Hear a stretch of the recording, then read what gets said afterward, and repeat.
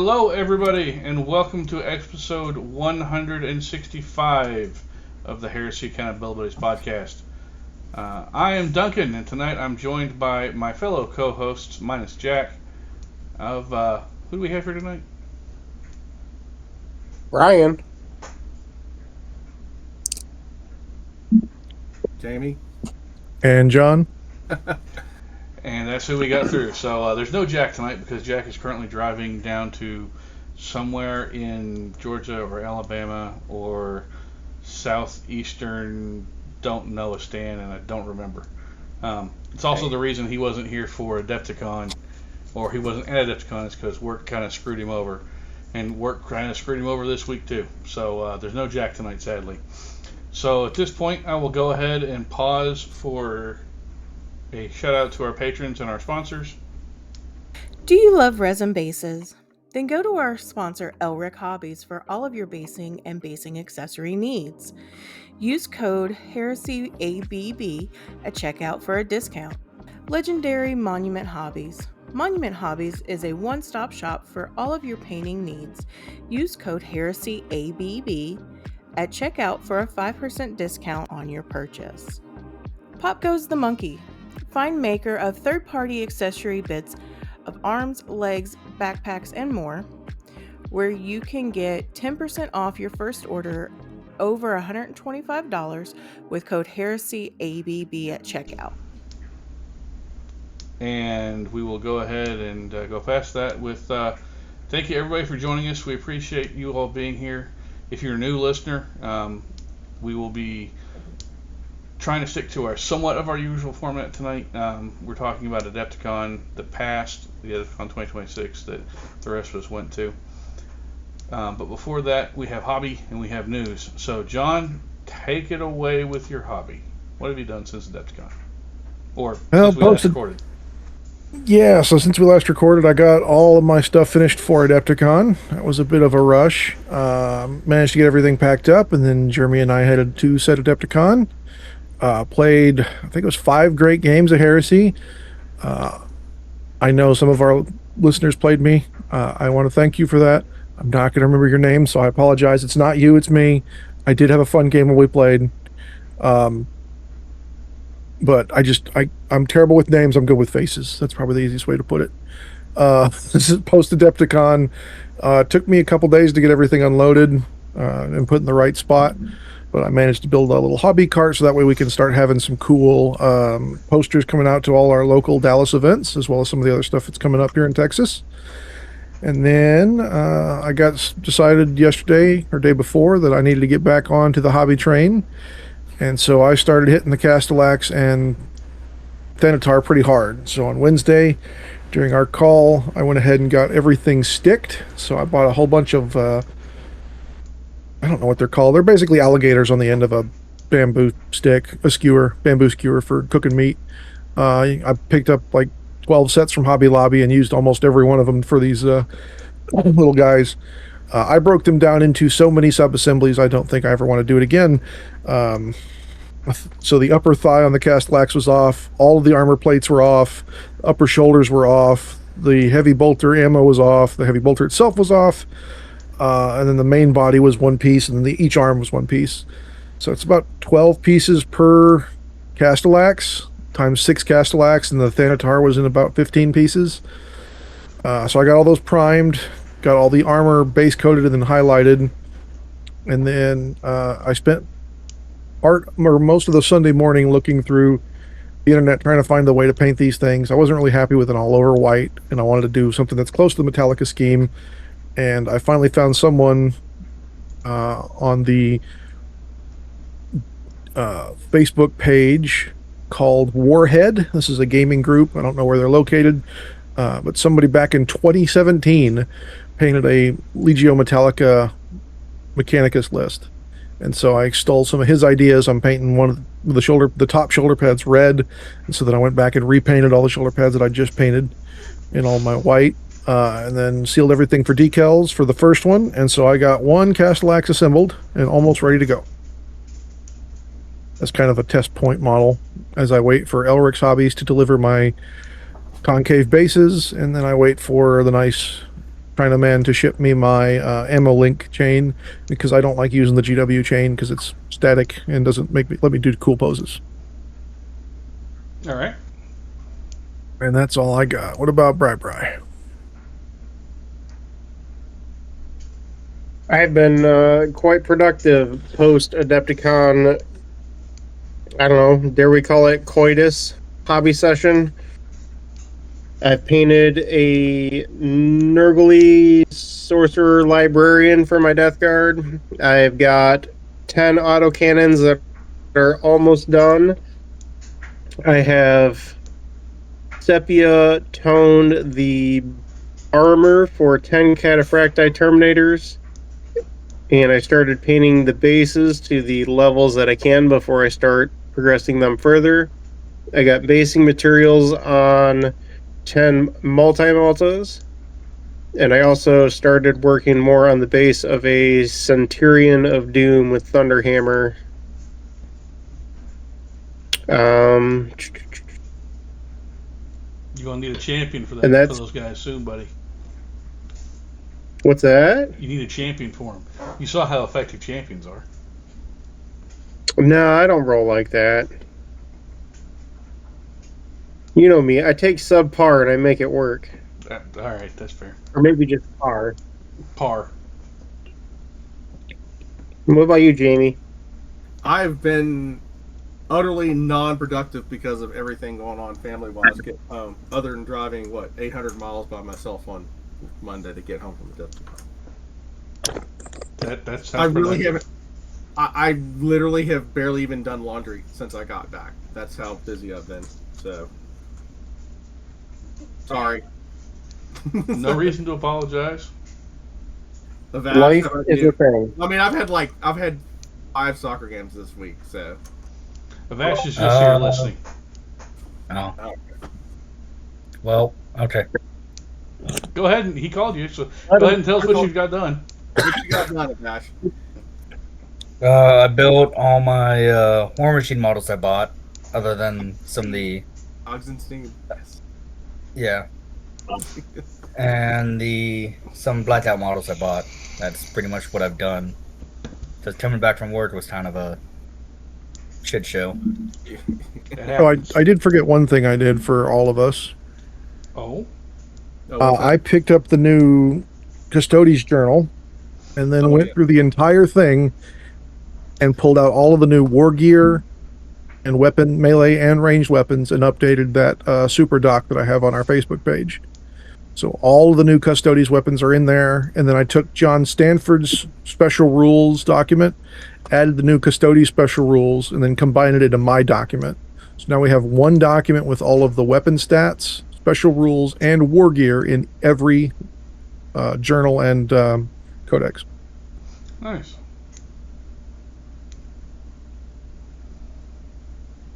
I guess that leaves it to the end of me. So the week before Adepticon, before heading up, I packed all my stuff up. I got all the stuff we needed for Adepticon, and I took it up to Adepticon. And then I used it at Adepticon, and then I packed it all back up and I brought it home. Since getting home, I have started going through all the packs and boxes and bags and this and that I brought home from Adepticon. I have not found everything yet. I'm still looking for a few things. But my miniatures that I took up there, the important part, those are home.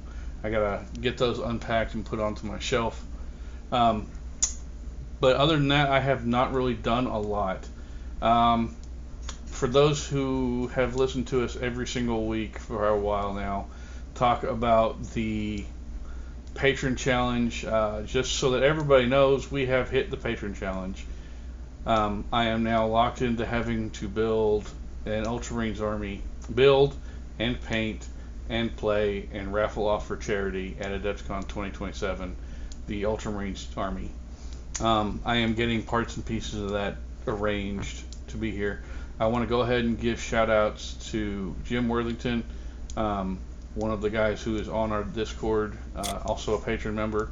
Thank you for throwing stuff at me for this army. I want to give a shout out to Gabe, also. Thank you for sending stuff up to me for this charity army. It is very much appreciated. Jamie and John, thank both of you for sending stuff to me as well for the Charity Army. There will be 3 variants of the Charity Army. It's going to be 1,500 and 3,000 and 36 and change, because I'm finding a way to fit a Fellblade in there as well, and that's going to be a little bit more than just the 3,000. So that's I guess that's my challenge for the rest of the year, is to get these guys done and done well. And you see an extra too. Yeah, there's going to be extra. No, something very large extra. Look, I've already got a Fellblade coming. No, that's small potato compared to what I'm fixing to send you. Oh, thank you, Jamie. You're welcome. I appreciate you in every way. You're probably gonna hate Jack, because I'm probably gonna need help with Jack. So. Well, good luck. He's stuck at work for the next 6 to 8 weeks without getting a chance to go home, which is really gonna suck. No. Yeah. But so other than that, getting this army list ready, starting to source the parts and pieces we need for it. I haven't done really a lot of hobby at all. I'm not even burned out. I'm motivated to do hobby. It's just I know what I need to focus on, so I've been trying to get that focused on and trying to figure it out. In the meanwhile, until I have all the stuff I need to get started on, I guess I'm going to go ahead this week and start working on more of the daughters, Thousand Sons, getting them to be ready for paint. So I'll be assembling those this week. That's about it. John, do you have news for us? Do I have news? Oh, he does. Now, fair warning, this may be a little bit of a long bit, because there's been a lot of stuff, especially with the GW drops from... Yeah, I apologize for the tabs at the top of the page. So, while we were at Adepticon, the Custodies came out for official release this weekend, and then last weekend we got the announcement of the pre-orders for some of the new Mechanicum stuff. So we've got... Ooh. No, we lost you. We lost John. Yeah, we lost John. While we... Hold on a second, buddy. I'll improvise. Sure, that works. Meanwhile, we're sorry we've lost John. Take it away, Jamie. You want to share your screen? No, I haven't got it that quick. Well, look, back. John's back. I'll keep bringing it up just in case. No worries. John, we can't hear you. I need to learn... Can you hear me now? Yeah, we can hear you now. We got you. All right, I need to learn that even though I'm scrolling, I'm not technically on the screen for clicking, because I made a shortcut to close the window, and it was the wrong window. Okay, so a bunch of sets went up for pre-order, or for coming up weeks. We've got all the Mechanicum stuff's coming up. There's some 40K specific boxes that are coming up for Mechanicum. Part of that is these new Skitarii Hastari. These would be pretty good for Solar Rocks special rule or special units, if you don't like the existing ones, or if you want Fat Skitarii, I suppose you could do those too. Maybe the what do you call them? The Secretary or something like that. Secretary Axark? Yeah. They got the Titan Guard guys. Yeah. There was also Kravik Moore, who just sold out. He was in stock this morning. Yep. The Iron Warrior character. Thalia Gould went up for 65, which isn't terrible considering that she looks pretty big. The Iron Warriors upgrade set is going to be online only, so don't expect to find this one in your local stores. I was a little disappointed there is no decal sheet, it is just plastic. And then finally, the new Knight came out. I only pull this up because this is a new base size that we really haven't seen a lot of. It's 150 millimeters by 90 millimeter oval. This has only been seen before on the orc buggies and things like that when they had that little orc racing game. Oh, Gorka Morka. No, the newer one. Then I don't know that one. It's to give people an idea of the size. It's in between the current Flyer base and the current Knight base, like the big Knight base. Okay. So it's like in between those two sizes. So like literally, as John was saying, other than orc buggies, the recent ones, I don't think anything has ever used it before. So A new decal sheet is coming with this guy, which includes a lot more House Raven transfers than have ever been on one sheet before. Kind of upset that I bought a crap ton of decals for that, but oh well. Next week we're breaking out the more Custodies, and they're breaking apart that box that came out. So we're getting the Shield Captain, the Guard Solidarity, or Sodality, the Sentinel Guard Sodality, so these are spears and swords, the Venatari Sodality, which is the wing guys, the Custodian Dreadnought, the Cronus Grav Carrier, the Calidus Grav Tank, the Calidus Annihilator Grav Tank, and Zardu Lyax books coming up for pre-order with a specially fancy edition. I think I need to get that for myself. Yeah, it seems kind of fitting for you. Yeah, I think audiobook might be pretty cool on that guy. Yeah. During the week, we had a whole bunch of Adepticon previews and a bunch of other stuff, which we've got queued up here. So first up is going to be the new cover for False Gods, second book in the Heresy Recap series. I think it's a little weird that they're redoing all these covers to like make Horus front and center when he's kind of a side character in the book, but I think they want to make sure that everyone knows who's the most important. It's the Horus Heresy, that's why he's there. I mean, he is, after all, the most important character in the Heresy because it's named after him. Yep. Since we last recorded, we had 2 different drops of Black Book stuff. We had the Death Guard and the Thousand Suns. So download those if you want. Then we had a stealth drop on Friday. So on Friday, they dropped the Whirlwind Missile Tank. It's exactly the same stats that comes in the journal. So if you are wanting to run the Whirlwind and don't want to spend an extra $30, you don't have to. Sure. We will be going through the journal next time, as well as kind of starting a Custodes overview. We wanted to give ourselves a week to recap everything that we've missed, as well as making sure that we really understand what's going on in that book. Also, we got a brand new Legacies of the Legio Custodes. So all of the Forge World upgrade spears that they used to have for Custodes are now their own units. So the Adrasite Guard Sodality, these are the Disintegrator spears that were available separately. And then the Pyrite Guard Sodality, these are the Melta spears.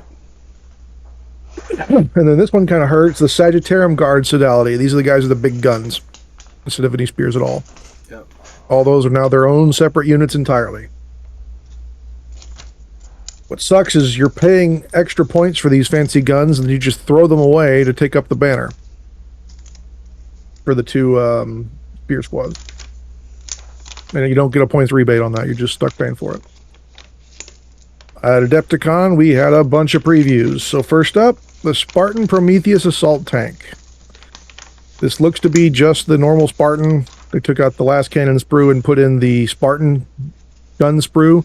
No, it's this super heavy tank, Sponson sprue. Yeah. Yeah, so I'm hoping what we're going to get in this is, in the journal that they mentioned down in a little bit, we're going to get rules for a new Prometheus Assault Tank. There was a Prometheus tank back in 4th edition that was just a Land Raider with a bunch of heavy bolters and a super advanced comms array that allowed you to upgrade reserve rolls and do some other shenanigans. It was an awesome tank, by the way. Very underrated. Oh, I loved it. I still it's four twin link bolters. You're like, no, it's like 2 arrays. You're like, no. Yeah, it was 2 4 twin linked heavy bolters on each side. It would like rip heavy infantry to shreds. And you couldn't take cover saves against it because it was considered like comms array would help your no cover saves as well as boosting your reserve rolls. It shredded armor value 4 infantry. It's an underrated tank, and it was goofy named because you'd think, oh, it's a Prometheus, probably has something to do with like flames or Melta. No, it was quad heavy bolters. Yep. The other thing we got previewed was the Charonite Ogrins. I don't want to know how many parts these claws are. Yeah, it kind of seems kind of scary. I will say that they're kind of cool, and then on top of that, like, there weren't these like 100 a piece or something crazy like that. They were like 100 for 2 or 3. Yeah, it was really expensive to build a unit of these.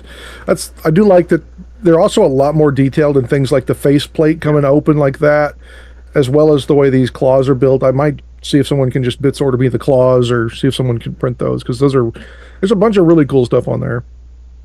Also, the Rapier fire support batteries for the Solar Ox. You get the Thud gun, the Mole Mortar, the multi-laser array, and heavy bolter array. They split it in two. Yep. So the direct fire is the heavy bolters and the laser array, and then the quad and the mole miner or mole missiles or whatever are the fire support. They're separate, so it's two separate. Yep. Even though it's the same thing, it's just they've changed one screw out basically. Yeah, just like the Marine one did. Yeah. And then we got the announcement of the next journal is going to be the Battle for Talarn Part 1. Zero shock there. I think they previewed some of the stuff in it. There's actually some rule. It looked like there was going to be some rules for like bigger tank battle type stuff in it. Yeah, we didn't get actual like what the actual gist of what everything was, but we got like picture previews, and they weren't really big enough to show off more than just the miniatures and the setting. Yeah, they also announced 11th edition of 40K, which is going to center on Armageddon. So we brought back Yarick in plastic. He's alive. There's a new Commissar Graves in a cool looking half track. Home. Yeah, I do like the prow. That's hot looking, and then these double eagles up on the top. Some of the other crew I liked, but I mean, like, yeah, it's literally like if you know what the Throne of Arrogance, which was a Yarick's Baneblade that had like a big platform on the top of it for him to be on. This is literally like a little APC that they've kind of gussied up, and it's like literally like when your mom says we have this at home, and it's like a cardboard box. Yep. Inquisitor Kroll. This guy will be really cool for your militia, all mounted army.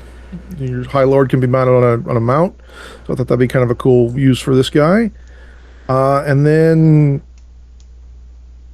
a gender swapped Karamazov, I guess. I don't even want to try to pronounce this woman's name. I apologize to anybody who cares. Intransia Frey, Dogmata Superior.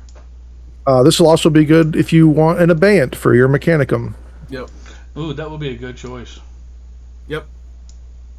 Next up, the Centaur RSV. When you have to invade Poland and you want to bring along your friends. It's missing the Nurgle though. Yep. The Hippogriff AFV, when you need to defend Poland in the 70s and 80s. It's like, an AMX 30 or something like that. Yep. And then a bunch of books coming out for stuff. And then they're going to be putting together a bunch of box sets. Next, there's a new Kill Team release. I only put this in here because the veteran Marine, or the veteran snipers and squad in here might work really good for making some veterans for your Solar Ox or militia lists. Yeah, they do look pretty cool. Some cool poses in those guys. I will say that when I saw them, the hat on a lot of the guys made me think of the guys from Return of the Jedi. The Endor Troopers? Yeah, the Endor Troopers. It really did make me think that. Yeah, I like the double sculpted. You've got the over poncho as well as their normal clothes. Yeah. They're pretty cool. Yeah. Next, Cities of Sigmar got a bunch of stuff. Again, pull from these for militia. If you want your own walking Baneblade, the Cannonade Cogfort looks like it's going to be a huge model. A couple different ways to build it. And there's a Erasmus Zahn, the Enlightened one, on a Hippogriff goat dragon. And then some collegiate battle mages that'd be really cool for rogue psychers. The Gate Gargants would be really maybe sentinels for your militia. And then the Donner's Triumph. I thought this would be really cool for word bearers if you want a floating rock with a dude on it. Yeah, I can see that. Oh, there's something for the Space Wolf fans. Yeah, there's a bunch of cool stuff that's coming out for Cities of Sigmar for everyone to pull parts from. I could see a really cool militia army done with all these free guild grenadiers, that kind of double layered coat, and then the chainmail underneath. It'd be really cool for militia. I think that'd be kind of neat. And then we got a reveal of the Defiler kit. Cool bunch of cool Chaos God themed skulls on there for you to put on knights, since they lift the back of the helmet open like the knight heads are. I mean, it's a much needed upgrade. That kit was ancient. It was. Yeah. I'm not 100% sold on it. Just it's got that 40K style. Yeah. To it. More The It bulgy definitely, flesh everywhere. it definitely feels more chaosified 40k than it does heresy, but obviously Yeah. it's for 40k, not heresy. Yo, I know. Yeah. But I can still Yeah. I can still see people using it for heresy. But, I mean, it's a little. Well, there was a defiler in one of the early heresy books Yeah. where they were still kind of figuring out what was available. Yeah. For April Fools, we got The Emperor Protects, a Warhammer musical. I'm not going to play it for everybody. Thank God. Don't want to get copyright struck. Yep. And that's all official GW news. From the GW merch store, they dropped the Legio Custodes banner bundle. So much like we had some of the Heresy banners before, now there's a Legio Custodes banner. They are not currently selling this banner separately like they did with the Legion stuff. The Legion stuff, they dropped the banner bundle and the banner on the same day. Now they're not doing that. Thought that was a lot. Yeah. Then Joy Toy came out with a bunch of Space Marine 2 figures and then a white Scar helmet. Joy Toy is merch.warhammer.com is now starting to carry some of the Starforge stuff we've been over before. It is with a 5 to 10% markup. So if you're looking for some of the stuff we've talked about before, Starforged directly is a lot cheaper. Yes, because I want the Iron Warrior thing that was like $700 with the 10% markup. Yeah. Speaking of Starforged, Thousand Suns have a Prospering Scarab Occult Armorial Pin Men's Fashion Jewelry Pin Badge. Yay. So this is the Scarab Occult symbol you see on a lot of Thousand Suns. A scarab with the wings open and then a little burning jewel in the middle of that. For $30. Neat. And like all Starforged, we have to have the super expensive thing.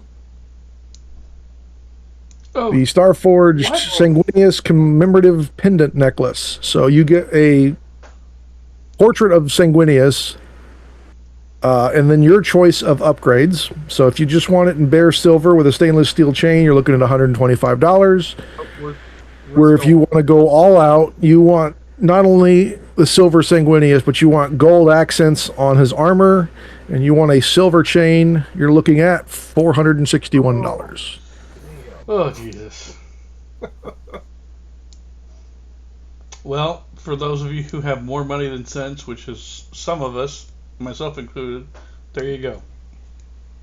Medical alert 2.0. Yeah. Yeah, we still need the medical alert bracelet from them for Robert. Do not resuscitate for Brian. Yeah. So we've talked a lot about brushes coming out before, so I thought I'd kind of throw these on. There's a new company called MadWorks. They seem to be kind of muscling in on Despay's tool fiefdom. These are Chinese made, but they claim that they're both advanced synthetic brush set for $33, and then they claim to be a pure Kolinsky sable brush set for $65.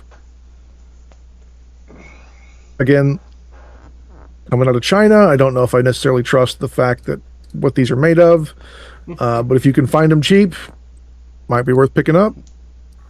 All right. Next up, I found a couple of different things.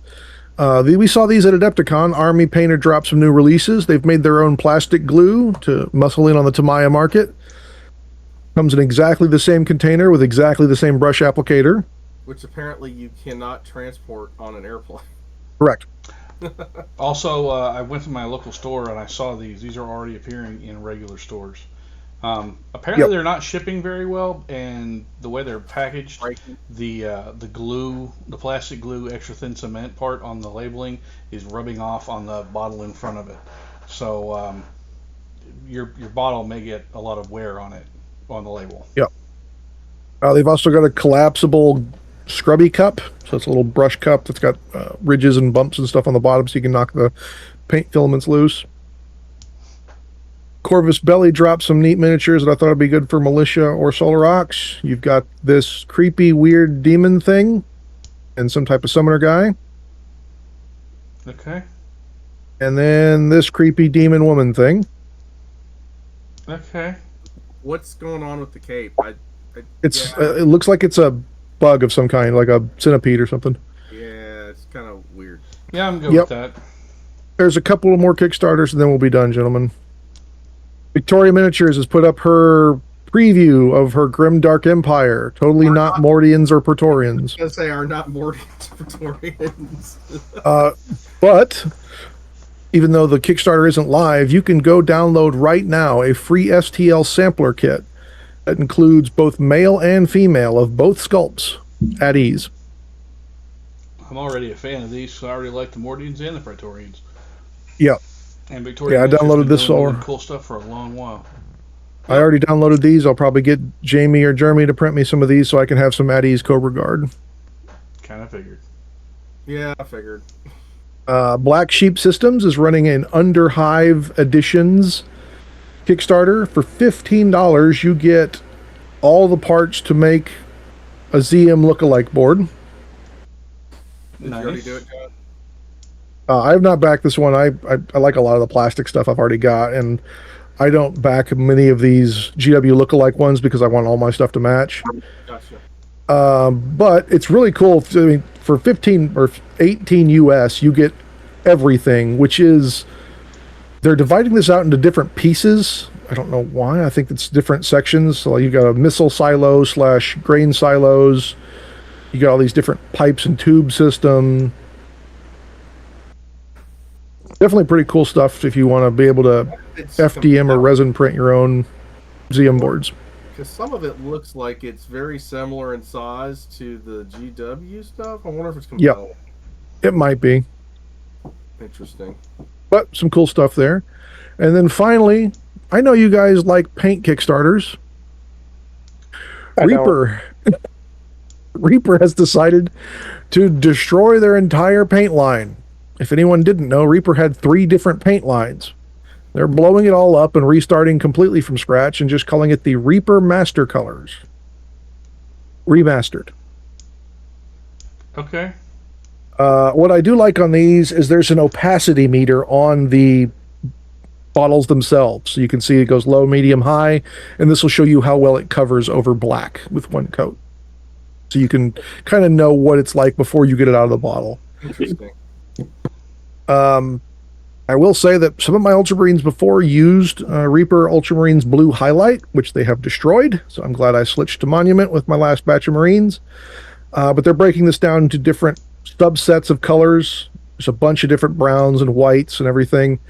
And then I kind of mentioned last time, I believe, that I had a Kickstarter from a couple years ago for Reaper. They were filling right as Christina passed, so I missed filling it out.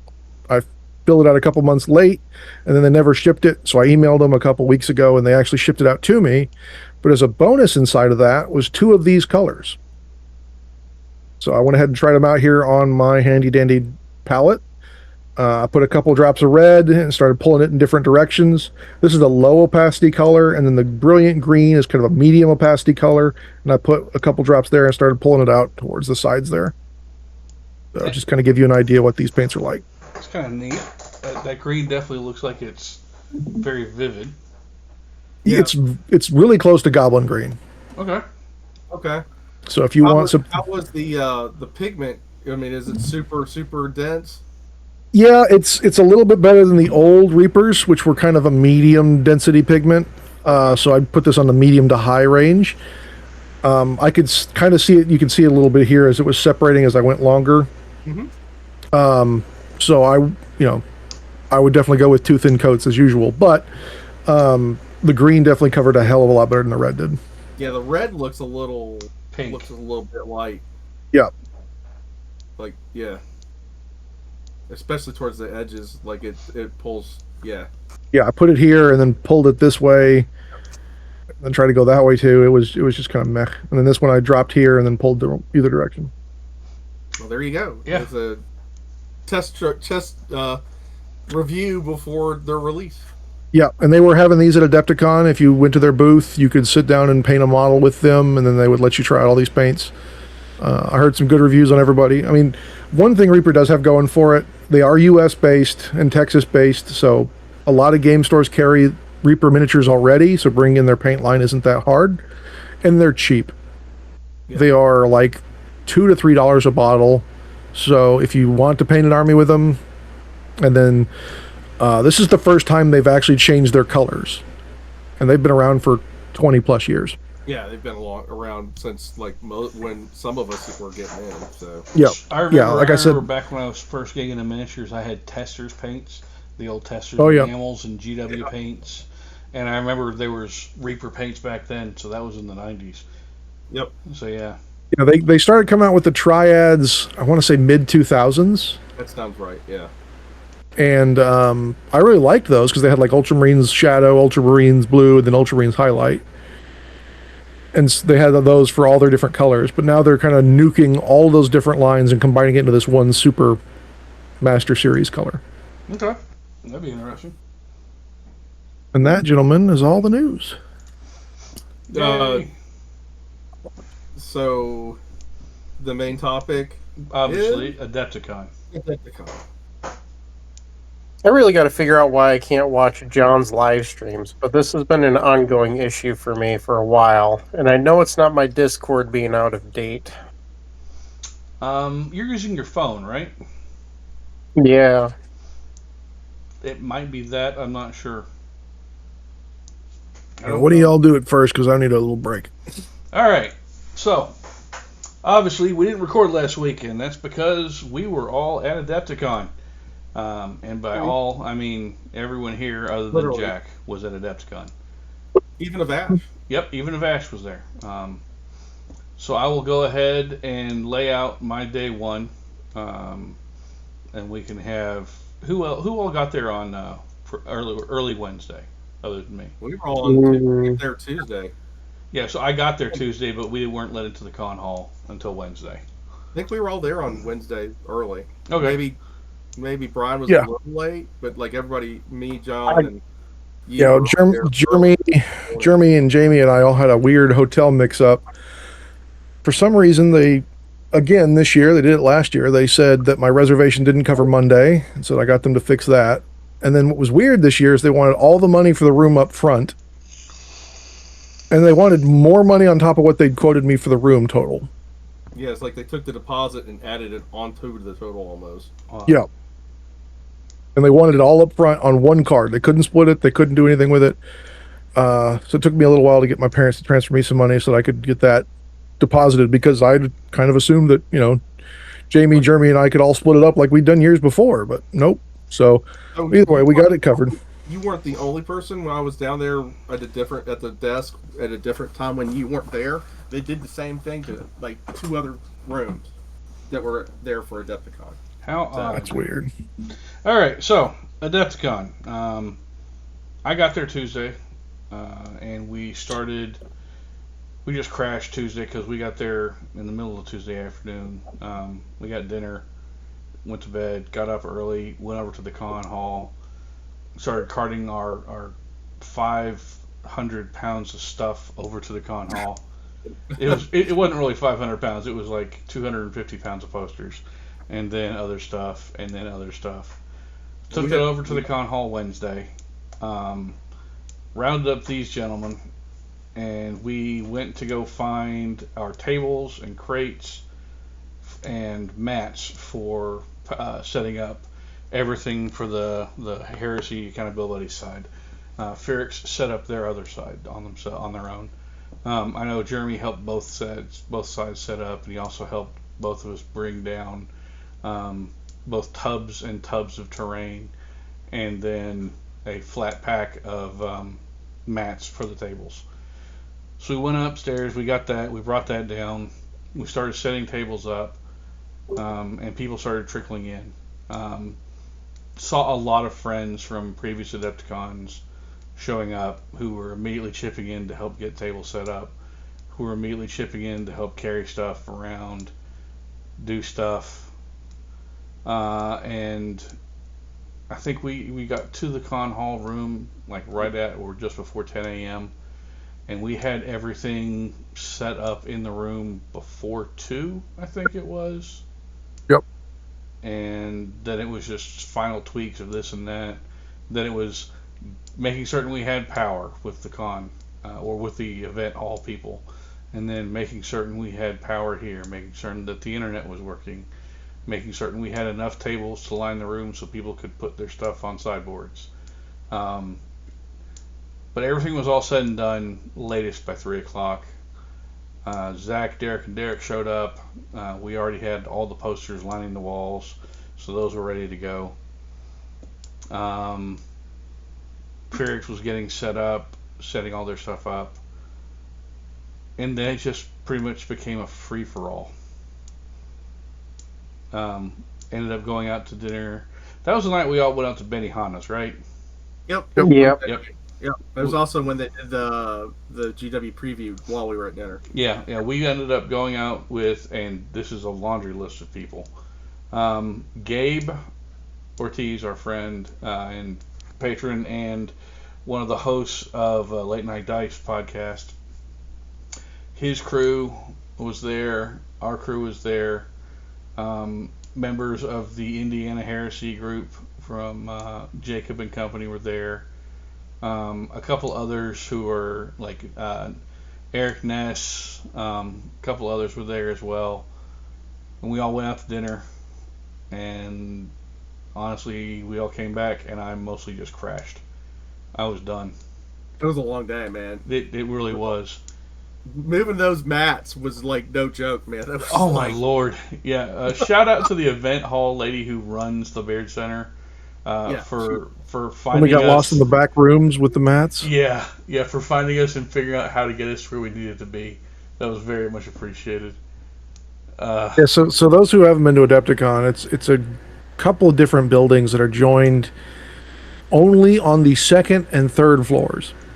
We are on the first. We're on the first. So GW and all their loading docks are on the third floor. So GW Gaming is where they had all our mats because that's where everything gets unloaded from the Adepticon terrain trailers. And so we went up there, we got the mat cart, got everything unloaded onto some stuff. And then someone said, yeah, take this elevator. That'll take you right there. And we're like, are you sure? I think we're in another building. He's like, yeah, it goes right there. And then we took that and then got lost for like 30 minutes in the back rooms. It literally was like the back rooms videos you can find on YouTube or Instagram or whatever. It was like us wandering around trying to figure out where we were, what we needed no to signs, no, it was just concrete. Someone was painting a mural, and that was like the only signs we saw of human habitation. Yep. There were signs above lockers from like 4 years ago that says these lockers will stop being used on X date in 2022. And I was like, well, okay, where are we? What has happened? Why are we here? You found Narnia. We came close. We really did come close. So that was my Wednesday. Jamie, how was your Wednesday? What'd you do on Wednesday? It's pretty much the same thing as you, man. I was doing mainly setup and being a pack mule to move all the gear, and like from upstairs to downstairs and out of the trucks and vehicles that we had, the stuff that we brought, and also helped some of the Ferrex guys unload all their stuff from was it Oklahoma and Kansas City, and John brought stuff from Texas for them too. So I mean, I was if Duncan was tired, I was extra tired. Yeah, we were pack mules for everybody. And then, as we said, we went out Wednesday night to Benihana. That was a bit of a 20 people. We had with big, as Duncan said, it was a big party. So we split 2 tables, and our reservation was like 8 o'clock at night, which I didn't think was that late. But basically, we closed the restaurant down. Yeah, well, apparently they were trying to push us out, man. Apparently, they closed at 9, and we shut the place down. And like, so Duncan sat with John and most of the other people associated directly with the podcast, and I guess me and Avash were over with most of the guys from Indiana. And the adjacent people from them that we used to be like, I mean, I was one of the adjacent Indiana people too, because I used to play up there as well, and I know Ryan fairly well. And so like our 3 different people watching the GW reveal on the tables. Yeah, everybody had their phones out watching it, but like on our table, so like while the main table, like for our podcast, they were getting their food and doing the whole Benihana show. Like, our guy came out and he's like, yeah, they didn't turn the tabletop on, like the heat. So we had to wait for he turned it on, and we had to wait like 20 minutes for him to come back out. And like, so like, you all were eating, and they were just starting to cook our food on the top, on the hibachi top. So like, we were like even later than the main group of people. It was a little weird. All right. But yeah, like Wednesday night, we basically went home and crashed because we knew next day was going to be crazy. John, how was your Wednesday? Yeah, pretty much, that unloading. This year we were a little more organized on the side door with specific times to unload the vehicles, which was nice since I'd driven up the trailer from Texas for Lucas and them. And then, it was a little psychotic, but we made it through it. All right. Barbara, how was your Wednesday? My day started off wonderful here in Michigan, and I got screwed over on my eye doctor's appointment and couldn't go into that till 10 a.m. They ran late. Got home with my dad from that a little bit after 11. Didn't get on the road till probably afternoon. Made it down and over to you guys in Milwaukee. Was that maybe 5 p.m. with the time change? That's about right. Then delivered Duncan the precious painter's tape that he required. Yes. That we tactfully picked up on the way. Thank God. We needed it so much. Took credit for all of y'all's hard work in setting up tables, and then went to dinner with everybody. Not by choice. We were told we had to go. Yep. You were roped into it. We just pushed you into it. Yeah. Yep. I was sporting the battle wheelchair once again this year. We had a hilarious situation at Benihana's when we got there with 20 people or so. Might have only been 19. And they didn't know what was going on. They were very confused. We were all very confused. We eventually got a full table up to the second floor and seated so that they could, in theory, start their meal. But as Jamie said, they had issues. And then, for some reason, the hostess was very confused about the fact that I had a wheelchair, and we were just asking, where do you want us to stick this wheelchair? And that was about a 15-minute conversation. There wasn't like an apparent ramp or anything. There was like a bunch of stairs. We're like, well, I guess we're just carrying Brian up the stairs. So yeah, but like in a broom closet, there was an elevator that you could fit 1.5 Gabes in. So some of us took that up. Some of us took it back down after we were done. The meal was fine. Had fun hanging out with Gabe, his buddy Eric, who lives in Illinois, and gosh, who were the other two that came up with them? Seth? Yep, Seth and Lance. Yep. We had good times. We did. That would be the end of Wednesday. Gabe and Eric drank a lot of sake, and that was pretty amusing. That was.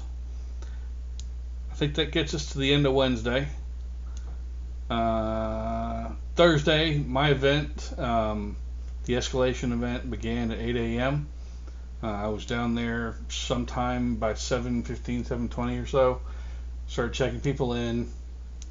Started handing out posters. Because if you are new to us and you don't know this, if we run an event, if you play one of the events there that's Heresy at Adepticon, doesn't matter what Heresy event it is, doesn't matter who runs it, we give you a free poster. So started handing those out, meeting people, getting people with Derek and Derek's help, getting them signed to tables, getting questions about armies answered, and then just ran that event all day. 2 rounds. The first was 2,500. The second was 3,000.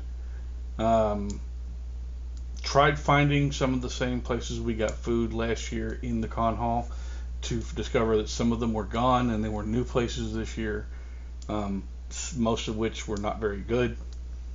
Ran the event, then kind of after the event was over, Jason Tick started running his Big Blam, which is the Titan tables game that has lots of Titans, lots of super heavies, and this year had an Imperial destroyer like spaceship on it. Cruiser. Yeah, it was really cool to see that. Watch that game while a whole bunch of people came over to the tables we were sitting at and just kind of sat there and hung out and socialized with everybody. One thing I must say We circled the wagon. we circled the wagon. One thing I want to make certain that everybody understands about the Baird Center is they sell booze. They sell their own booze. Their booze is expensive. We absolutely were drinking while we were there, and booze was it just magically appeared. We don't know how it came to where it was. We definitely don't condone anybody doing anything inappropriate, but it was there. And we were drinking a lot.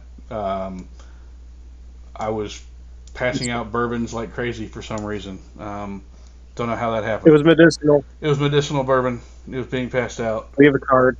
Yep. There's a card that says from the Heresy Accountabilibuddies Medicinal Bourbon Drinker Association.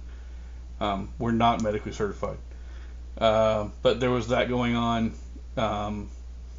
Literally saw, I can't even tell you how many faces that I saw on Thursday of people who I've known for years through Adepticon, just coming by, dropping over, saying hello, picking up stuff, dropping stuff off, giving us stuff, getting stuff from us. It's not even like a con at this point with the Heresy crew. It's like a gathering of family is a family reunion. It really is, because so many of us have been there for so long, and so many of us know one another. And then new faces show up, and then they could be brand new people who we've not seen before, but they're there, and they swiftly become a very welcome part of the community and family group that we have there, and that's part of what I love about Adepticon. But at the end of the event that I was running, traders were ahead by almost 100 points. So for day one, the traders were ahead. Jamie, how was your Thursday? Busy. Like you, I wasn't directly running event, but I was definitely helping y'all out. Yep. I was packing a lot of posters. Let's put it that way. I was helping a lot with the poster distribution and having to run and bring posters up for people to look at closer and stuff like that. And yeah, just like busy hanging out and stuff like that. I know Wednesday night, was it Wednesday night? No, Thursday night when they did the Big Blam. I know my Gabe used my Titan to I think he put the final hits on the Strike Destroyer or whatever, the Strike Cruiser that was on the table, and blew it up and took out like literally all the Titans on the entire table. So yeah, it got used and did its job, I guess you could say. And I had quite a few comments on the paint job and everything, and that people had, I guess, followed us or me online as I built it and painted it up, and they were happy to see that it made it to the con. So I was happy with that, and yes, there was quite a bit of partaking on Wednesday. I'll just put it that way, and yeah, that was good to see everybody and people that we'd especially they'll be on Discord on Wednesday nights for hobby hangouts and that kind of stuff, and finally putting some of the newer people putting a face with a voice, I guess you could say. Yep. Was nice. So yeah, and just seeing, I mean, we had people come by from, as Duncan said, from old cons. I'm talking like I saw a couple of people that I'd known for, I don't know, like 10 to 15 years ago, Adepticons, that. So, yeah, it was good seeing everybody and hanging out with them. So that was my Thursday. John's is probably pretty much the same. Thursday I played in the escalation games. So How was your first game? Your Cobra. My Sentinel Horde. My first game was good. I want to say I only dropped like the upgrades on the command squad and I think a couple squads of Sentinels for the first list for 2,500. So I still swarmed the board.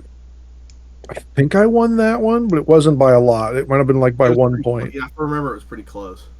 Yeah, every game I played, I either won or lost by 1 or 2 points that weekend. So yeah, it was a blast playing those. And then the second game obviously took the whole thing out, crowded the board.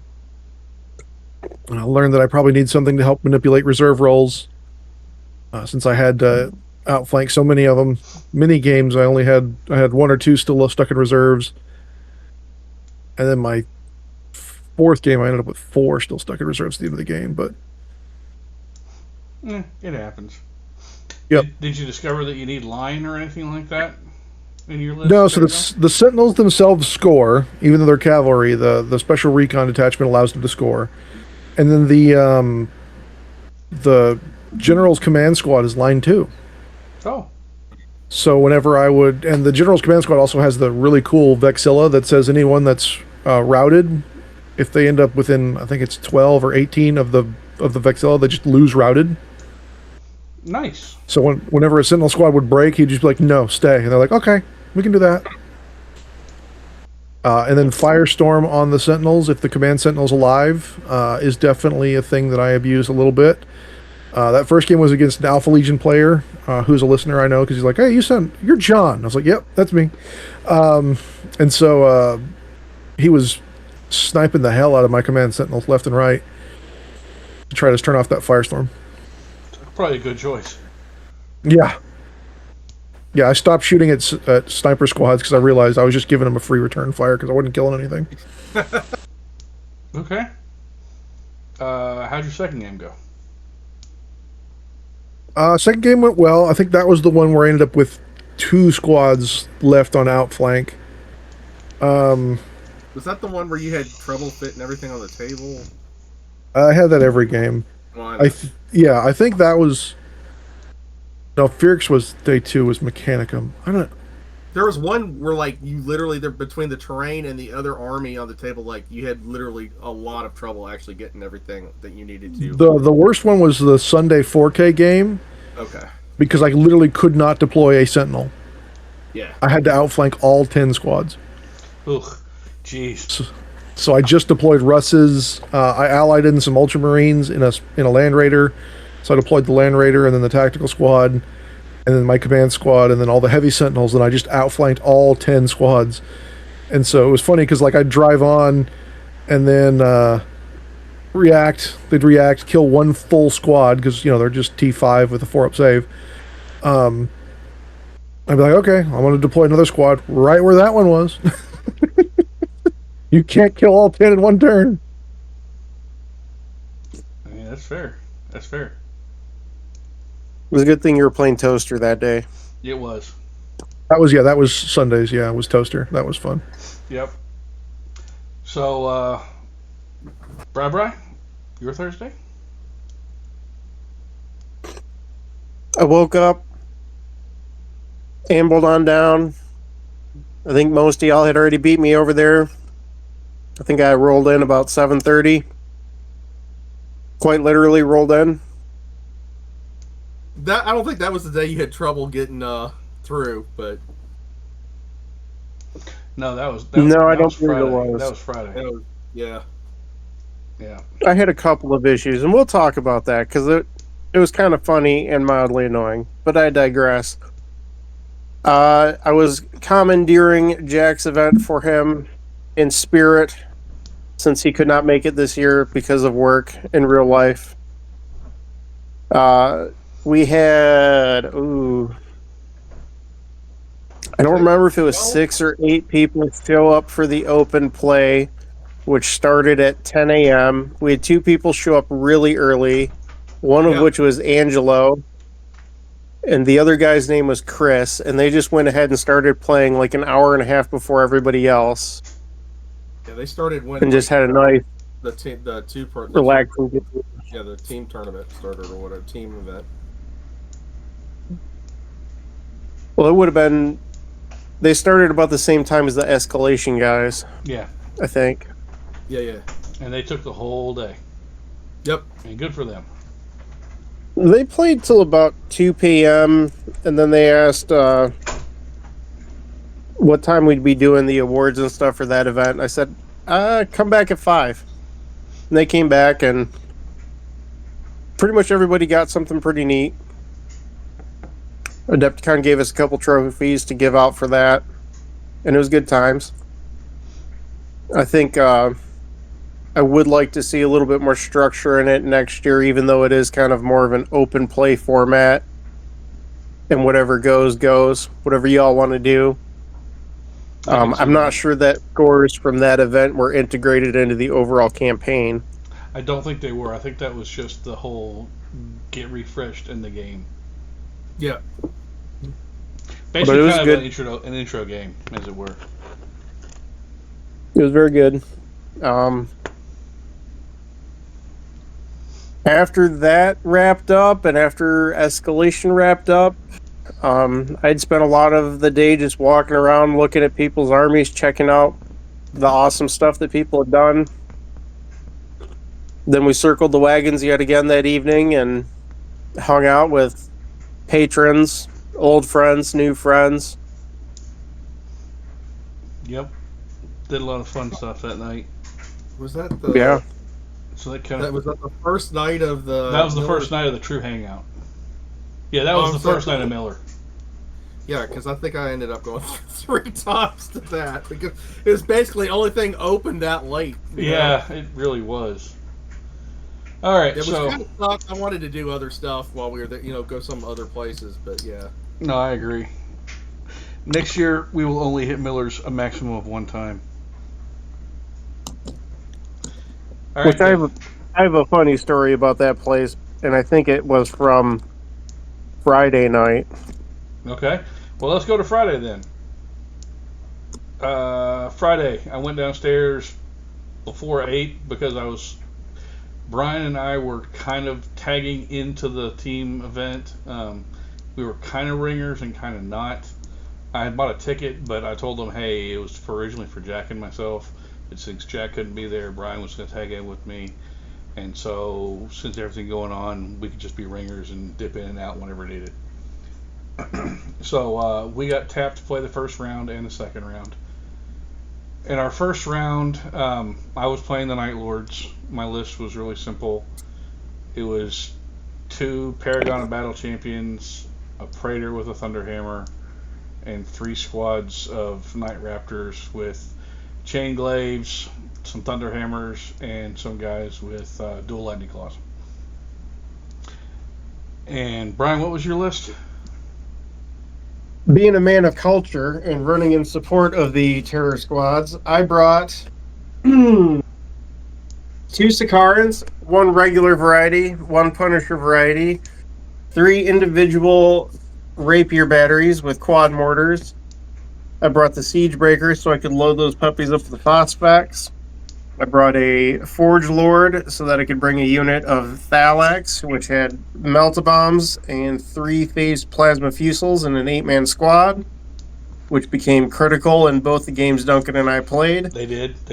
I had 2 Rhinos and 3 tactical squads, and my entire objective was to run in support of Duncan, score victory points, and make things run away in terror, and I succeeded on all accounts. You did.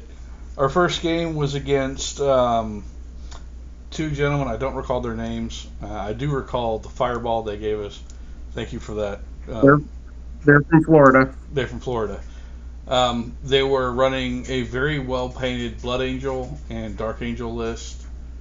And I will say that the highlight of that game was Brian, for me, was Brian and the Thanatar, or not Thanatar, the Thalax, blowing open his land, the Dark Angel's Land Raider to make the Dark Angels have to bail out, to then try to charge me, and I scurried away with my reaction.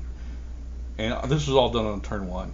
And then on top of turn 2, I charged all 3 of my untouched Night Raptors with characters, attached to them squads, into a thing of Deathwing Companions, a thing of Blood Angel Despoilers, and another thing of the Deathwing guys with shields. I think he had Inner Knight Cenobium. Yeah, that was them. That was the other one. I challenged everywhere. I won my challenges because it was ridiculous. It only took 45 minutes for all the challenges. Yeah. So yeah. Champions challenging things with Paragon of Battle is ridiculous. When their Night Lords and things are pinned and they become Weapon Skill 8, it gets even more ridiculous. Won all 3 combats. One combat got stuck around for a second round. I just kind of went from combat, bouncing from combat to combat, chewing things apart. Night Raptors are ridiculous. They really are. I want to add in here. So the Inner Knight Cenobium is the combat that went past our round 2 assault phase, and when I had popped their Land Raider and they bailed out, they tried to charge Duncan. Because he did his Nevermind reaction and ran away, they failed to charge and stunned themselves. So when he went back into them, they were swinging at initiative 1, and he got the weapon skill boost because they were statused. Yep. It was absolutely ridiculous. And then Brian, a squad of tactical Marines got eaten by the Blood Angel Terminators with shields. Crimson Paladins. Yes. I think by turn 3 had walked up the board far enough to challenge a tactical squad with Siegebreaker attached. I had on a central objective. I ran, reacted off of it, back towards Duncan's Night Raptor squads, and he said, "What are you doing?" I said, "Don't worry, I'm bringing them closer." And he did. And when his guys all died, it was just in time for my Night Raptors to jump over there and tangle with them and lose the combat and run away because they were scary and they had invulnerable saves and they weren't failing them. They also got Feel No Pain. Yeah, there was that too. It was a fun game. It was all kinds of fun. I think at the end of the game, I know we won the game. I can't remember how much it was by, but it was a ridiculously high amount because we had Vanguard was everywhere. 41 to 43 VP to their 21. Yeah, it was something like that. Vanguard is really good when you're actually able to use it to score people off of victory or off objective points.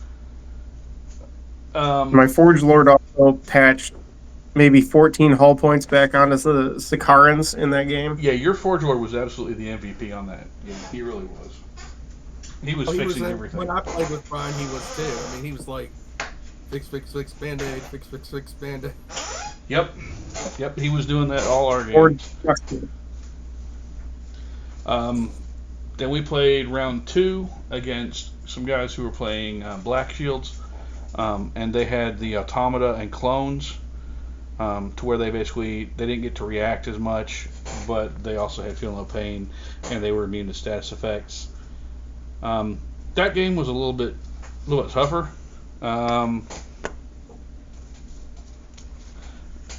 You could tell that one of their players came kind of loaded for bear with his shattered or Black Shield's version of Night Lords. I disagree. Really? Yeah. Okay. Shoot, brother. They didn't bring anything that you could have that would have been over the top in that combination.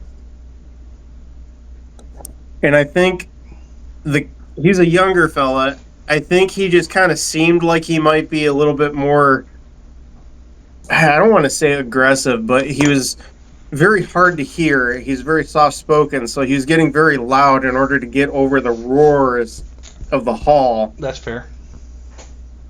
And then, if anything, he got more frustrated with his own teammate, and he was yelling at him quite a bunch, and they were laughing about it. It was all in good fun. Yeah, no, I'm not saying Nobody's it was a bad feelings game. were hurt. No, I'm not saying it was a bad game at all. I'm saying it was a bit more difficult because of the everything having feel no pain and being immune to status and never running away and things to that effect. Except for the Night Lord character squads, who you kept hitting with things and they kept running away or pitting themselves. Okay. So there were some very odd and funny things that happened very early in that game. One of which being, turn one, broke his veteran assault squad with is either champion or a praetor attached and made them run to his board edge, and they continued to do that the rest of the game. They would rally, move forward, I would break them again, they'd run again. Yep. Until the last round, when I shot them with a single lightning gun, stunned them, and then Duncan murdered them in hand-to-hand combat. Yep. They also got too close with their vehicles, and I just started melta-bombing everything my Thalax could touch. You did. Astonishingly, Duncan's Night Raptor squads at one point, 2 of them were running away because they were routed, and the third failed the charge. Yep. So that was kind of an interesting experience. But the other challenge we had in that game too was, despite popular opinion with some people, perhaps, I am not cool, and I could not make a cool check to save my life to flip over objectives. There was that. I hated that. One of the things was you could flip 2 objectives from inactive to active. If you could flip 1 for free, but if you wanted to flip more than 1, you had to make a cool check with a squad touching it. And so Brian did it twice and failed it twice. And so we ended up only flipping 1 objective the entire game, while they were flipping 1 pretty much every single turn. We had to go take their objectives. We really did. It was a fun game. We ended up beating them. I think it was somewhere in the mid 30s to the low 20s. I think my highlight for that game was this squad of Reachers who had Feel No Pain and a whole bunch of weapons and a whole bunch of shields and 15-ish dudes and an attached character were in close combat from round 2 all the way through round 4 with my Night Raptors, and then a second Night Raptor squad jumping into that combat when he had a command squad jump into it. And it literally was just constant nonsense combat, and at the end of the game he still had a single breacher there, and that combat never went anywhere, never moved off an objective, and it was just a constant grinding fight, and it was fun as hell. It was ridiculous. Don't forget your favorite moment from that combat. Oh, where I threw the mook into the combat? Yeah. So you threw a mook into the challenge. So he had a champion, and I had a champion, and I was like, I don't want my champion in this duel. I want my champion to go over here to kill the squad. So I'm gonna do my gambit where I throw a mook in there. So I threw in a regular Night Raptor who had a chain glaive and 1 wound, and his champion went and whiffed every attack. And then my chain glaive guy swung, hit, wounded, and killed the champion who had 1 wound left as well.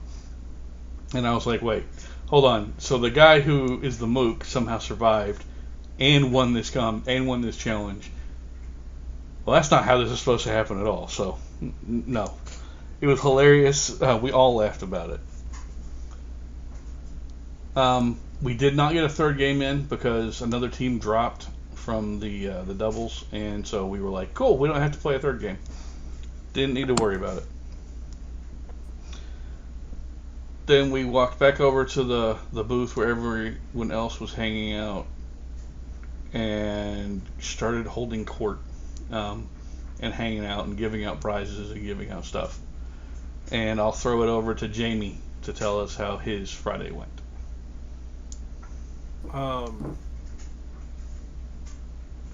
Friday, I was helping with the event, running the escalation event. Friday was the doubles. The doubles. Is that when I played with Ryan, or was that Saturday? That was Saturday. Okay, so on Friday I helped with the event, and then did a judge like the paint on the event. Yep.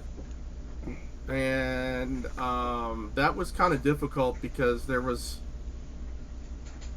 a lot of good.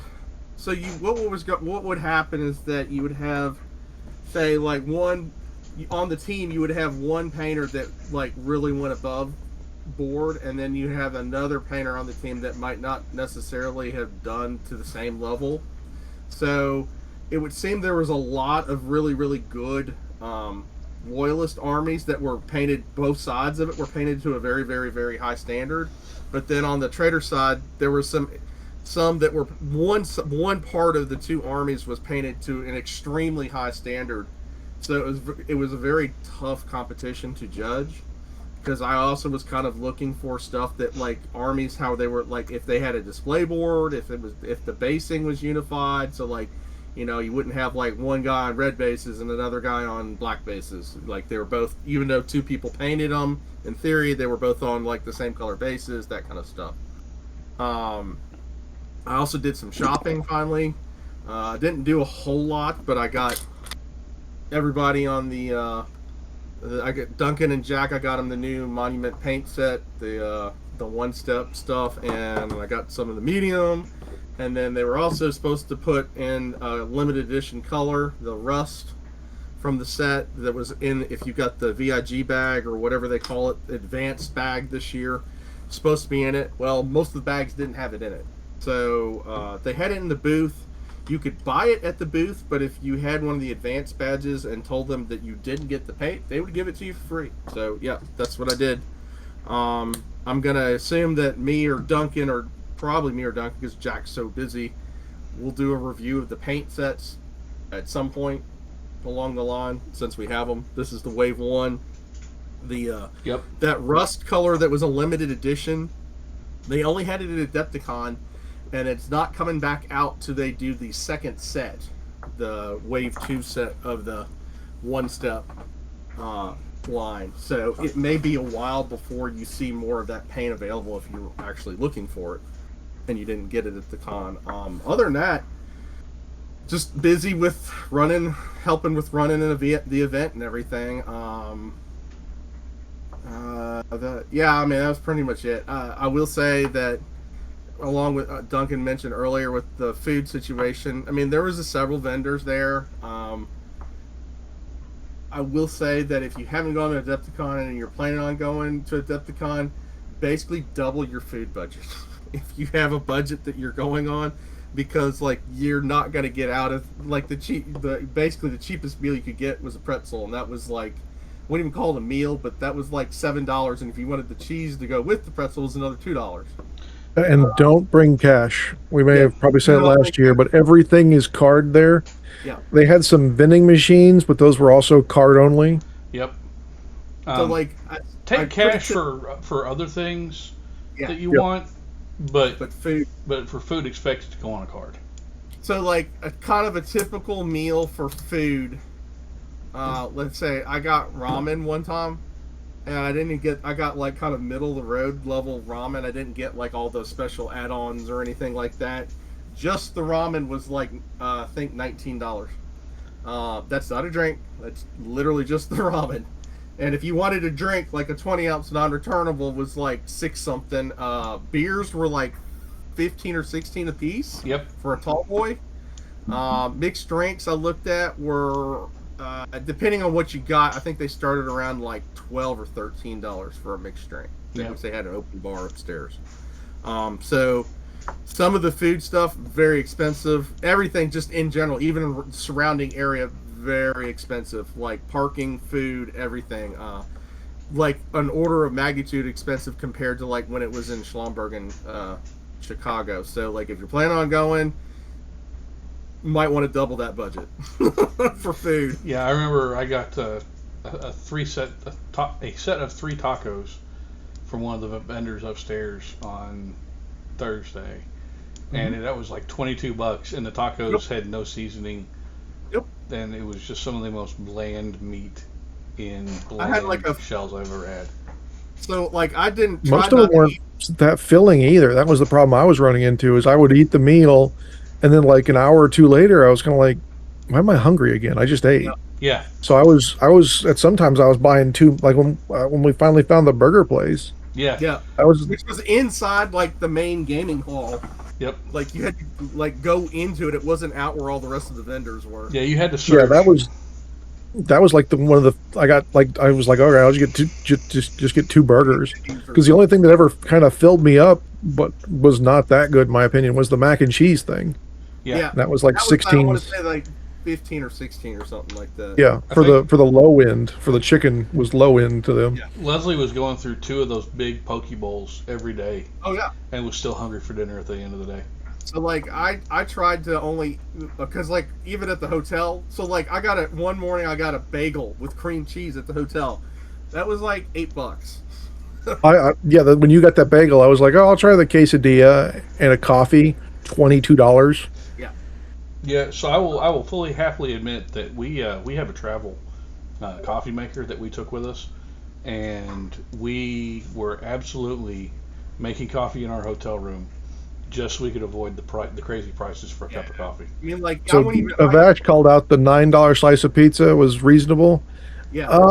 It was like a quarter of a pizza. I'll give them that. But the one I got, it was a little extra greasy, and mine, I think they left it in too long. It was burnt all to hell on the last quarter of it. The piece I tried was about as greasy as old Domino's was in the late 90s, early 2000s. Yep. Like current Pizza Hut almost, but yeah. So like the most cost-effective food around there apparently was Domino's, from what we were hearing from people. You could, because it was like still normal Domino's prices. But I mean, I even went into like the Walgreens that was down there, and like 2 20-ounce bottles of Diet Mountain Dew, which apparently is like contraband up there because you like can't ever find it, or it wasn't even stocked. Like 2 bottles was like almost $10. That was just They have the vending machines were like they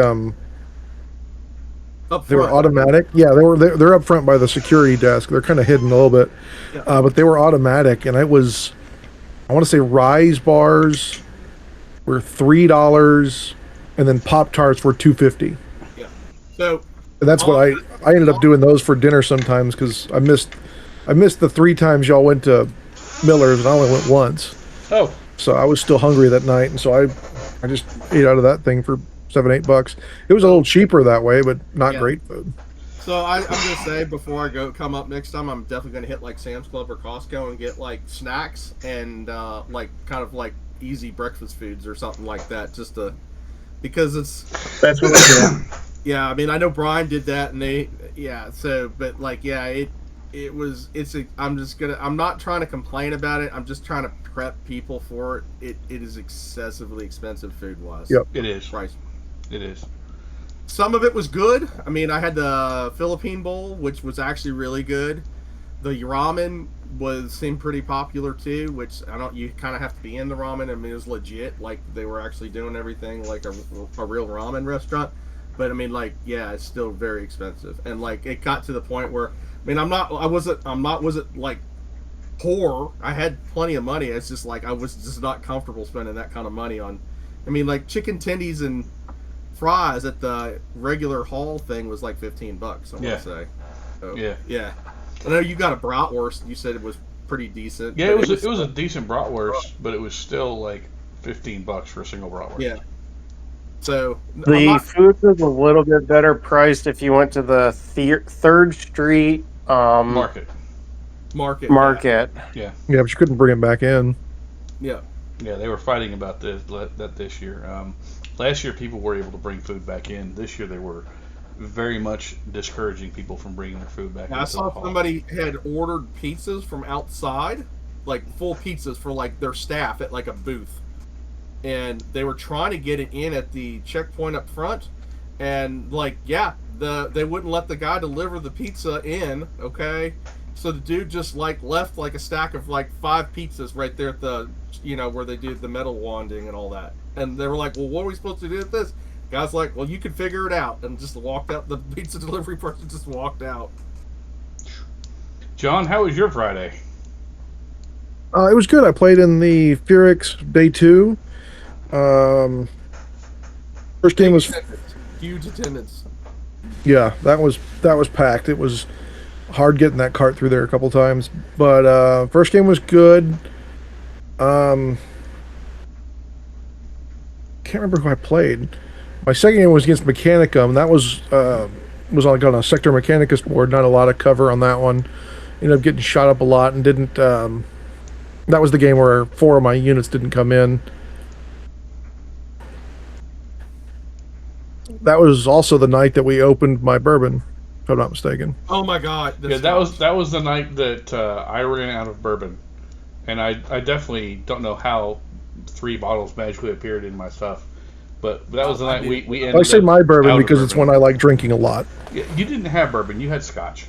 You had Scotch, sorry, single malt Scotch. Yes. Yes. It was tasty. If you could call it that. If you could call it tasty, that's a word. I would disagree. And I will happily. If, by the way, did you all talk about that on the Patreon? No, not really. No, definitely not. Okay, not at all. Yeah. So one of the nice things about Adepticon, there's a lot of drinking that goes on there. I know that the Baird Center made their money off of alcohol. Obviously, we would never encourage bringing booze in, as I said before, but somehow magically booze made its way in.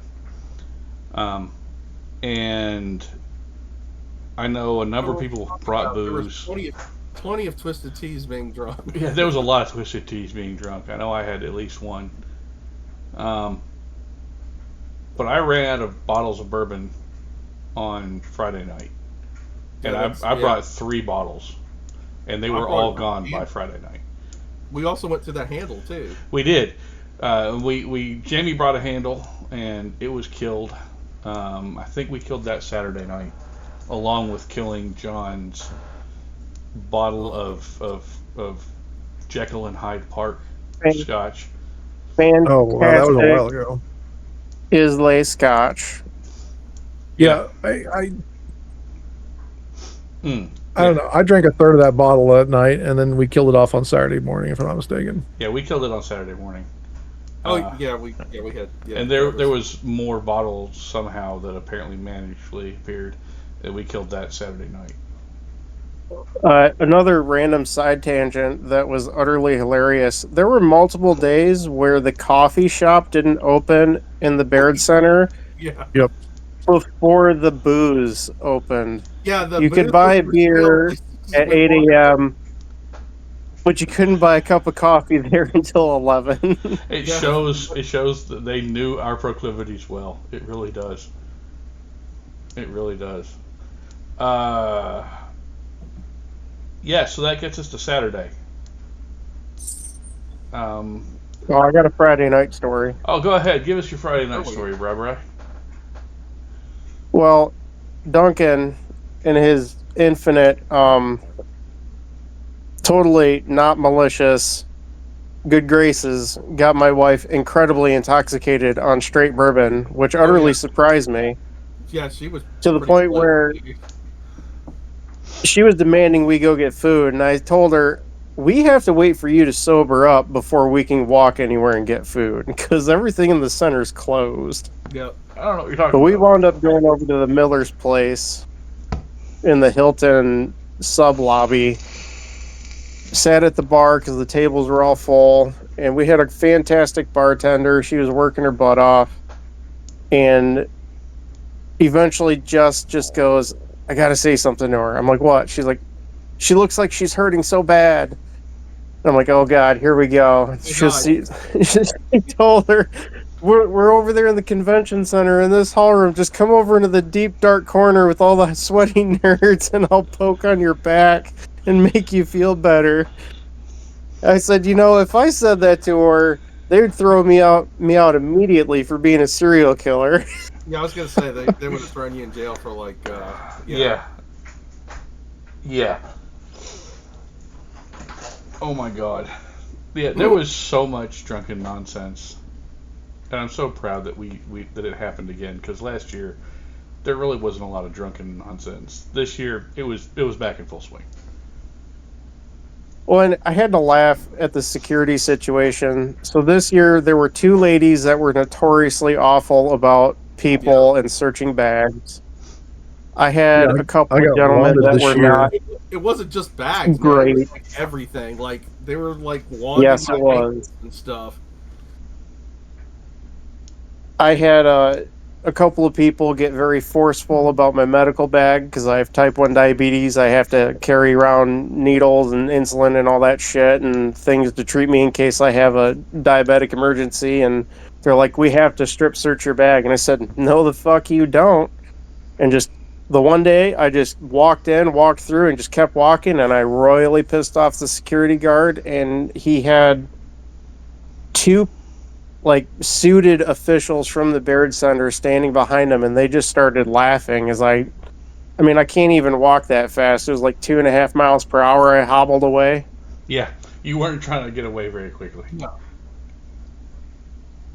Yeah, I told him I couldn't be wanted, and she's like, "Where?" And I was like, "I have a medical implant. Well, I could just avoid it." Yeah, That's not how that works. Yeah, there's the 2 women. There was like 2 or 3 guys that were pretty cool. I'm not saying, and then like the 2 women, like I got close to almost having to get like patted down. It was pretty ridiculous. I'm like, Yeah, since I've got that implant, I get so those things like detect X amount of metal.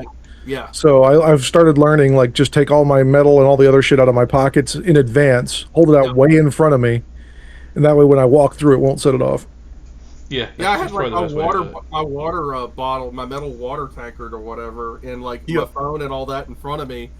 That didn't set it off, and then I go through, and it like finally sets off. And then like, they're like, well, it shows you on what part of your body where it's at, and they're like, it's your ankles. So I was like, okay, well, I don't have a drop holster, so I don't know what it could be, other than like my belt buckle or zippers. Yeah. On my jacket. So. Oh well. Yeah, it was pretty ridiculous. Some of the other guys were nowhere near as bad, but it's like pretty much universally there's the 2 particular women that were really bad about coming in. So. Yeah, and they were always seemed to be there in the mornings. So. Yep. But still, Saturday. Security was there. Yeah. So Saturday morning. Remember, it's for our safety. Yes. Right. So Saturday morning, I get there about 7:30. Again, start helping set up for the quad team event that our group was ringers for. We ended up not having to play. So I was. Well, you didn't end up playing. You're right. I did not end up playing. Our 4-man team did not have to play at all in those 3 rounds. We were on call all 3 rounds as the ringers. So I spent the entire Saturday being the rules lawyer or being the rules judge, being paint judging, and just general scut work and helper and running the booth. So that's what I did Saturday before everything descended into nonsense. And we had a giant incident that involved someone getting very violently ill, or a couple people getting very violently ill from food Well, poisoning. Saturday was full of all kinds of incidents, but we'll get to that. Yeah, we'll get to. We will not discuss the medical incident involving food poisoning. We will let our friend Gabe with Late Night Dice talk about that. But I do have a bathroom story of my own, though, after Jamie's. yes. So I think we should start with Jamie's bathroom story. Jamie, So- tell us your Saturday. Hold on. Should we like preface that this is probably a time for if you have children in the room that they need to leave? Sure. Yeah, let's do that. So like, if you got children in the room and or in the car and you're listening to this, and yeah, this is probably a good time for them to go earmuff mode. Yeah, or for you to skip ahead about 5 minutes. Jamie, you got 5 minutes to tell your story. So, anyways, I'll just do the bathroom story to start with. So, yeah, going probably midday to one of the bathroom stalls that was nearby where we had most of the Heresy events, and go into let some weight off, okay? Kind of, you know what I'm saying? Drop a deuce. Yep. And I'm in the stall and hadn't been in there very long, and I start hearing a guy in the stall next to me, and at first I thought he was really struggling, let's put it that way, to poop, like not enough roughage. But it didn't subside, and it kept going. And then I started hearing Japanese animation on a cell phone, and it kept going. The moaning kept going, and then I started hearing banging on the sides of the stall. So yeah, I kind of realized the guy was Yeah, we'll just leave it there. Wrestling with himself. Let's just put it that way. Wrestling with his extra third arm in the stall next to me to Japanese Something. porn or video or hentai. And at that point, I'm like, yeah, I don't need to poop that bad. I got out of the stall, and there was like 4 or 5 other people that realized what was actually going on in the stall and were aghast. And a couple of them were laughing their heads off. And so now I am potentially, I guess you could say, I'm very shy of going into the men's room at conventions to relieve myself at this point, because I've been traumatized by somebody playing with themselves very violently, by all accords, in the bathroom. So yeah. Other than that, so that's over with now. On Saturday, as Junkin said, there was 4-player tournament, or 4-player event, and I ended up getting a game in with Brian and against, I can't remember the guys' names. Brian Hendrickson and Andy Alcock, 2 of my buddies from Fort Wayne, Indiana. Yep. Just been doing a pick game. So Brian was running his Death Guard. I ran my Dark Angels, and my list was mostly Melta Predators with Laz on the sponsons, and then I had I didn't have a quad mortar team. It was mostly it was 3 Sarkarians, 3 Preds, and tactical rhinos basically. And then Brian had his quad mortar shenanigans with the what do you call it? The Forge Lord or Siege on Breaker. one of his Forge Lord, Siege Breaker. Yeah. All the status-inducing stuff that I had in my collection. In theory, we should have done fairly well with the amount of firepower that we had on the table.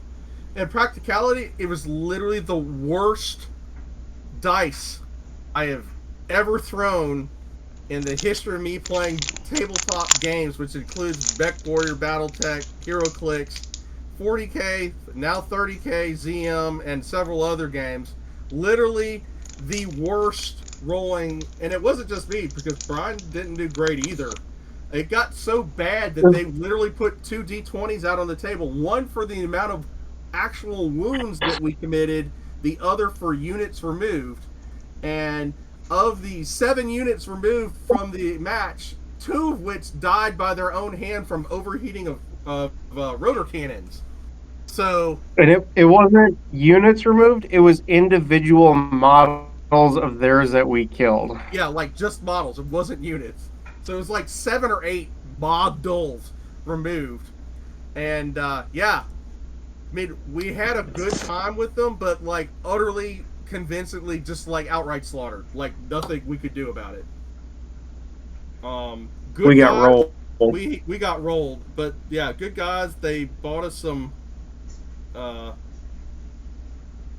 beers to try and ease the pain, but yeah, it was pretty brutal. Other than that, I mean, that, you know, helped with posters and running stuff and running errands for people. That was pretty much it. Went out. Of course, we ended up at, I guess, wasn't it Miller's Ale House again, because Yep. there was nothing else open by the time we were actually leaving the hall, which, again, That was the only time I went to it. yeah, that was like my. Yeah. I didn't get to sit with the main table. I sat with, was it Jacob and what's his name? Jacob from and Iowa? Eric Eric. and Ned. Yeah. Yeah, Ned. Yeah, and Ned. We sat at a different table than all y'all over kind of close to the bar, and then we still had a great time. Always great time with Ned. and that was pretty much Saturday. I mean, like, got some games in. I was happy to. I know it's a shock for people, it seems like, when I actually do play, but I do play. Blake can acknowledge it. I'm glad we got to play. Yeah, I was happy to get to play with at least one of y'all, and I was happy it was Brian because I hadn't ever really played with Brian before. So, yeah, just wish I had done better. I mean, the list was not bad.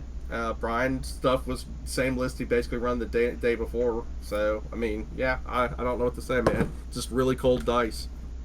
So that does happen sometimes.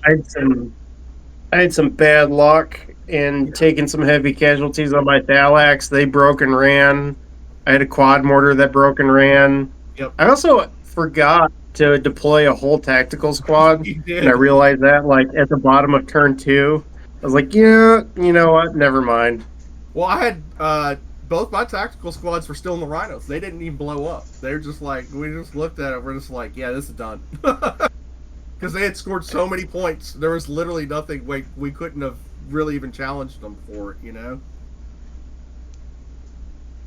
Oh, and Brian Henriksen coined the joke. He's like, yeah, you see the officer and the one Rhino just sitting there taking notes on how to commit war crimes. That's how you do it. Yeah, it's like it's like the SpongeBob and Brian taking notes on the SpongeBob SquarePants show. They're like, oh yes, write that down. And it's like, oh, that's how you're supposed to kill something. Oh, okay.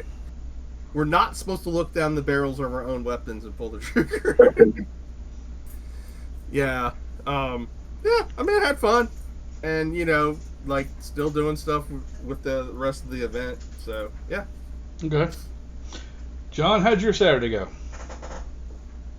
Yeah, Saturday was good. That's the day that I went and did some shopping. So found my battle castings per fire and stand-in that I'd paid for in advance that he decided to take to Adepticon for me, so that we could save on shipping. Picked up some the round 2 or volume 3 and 4 of the John Blanche paint set from Army Painter. Nice. Did some ninja shopping for Brian with some Vallejo paints he needed. Much appreciated. Yep. And Is that the one where you got all the terrain too? yeah, so Saturday night they were doing the bits trade / whatever trade.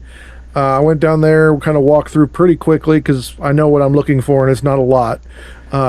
Insane deals or heresy stuff is about all I'm really looking for. I saw a lot of people selling older GW models for retail or more. And then one guy was on a table haggling for the price of a terrain set.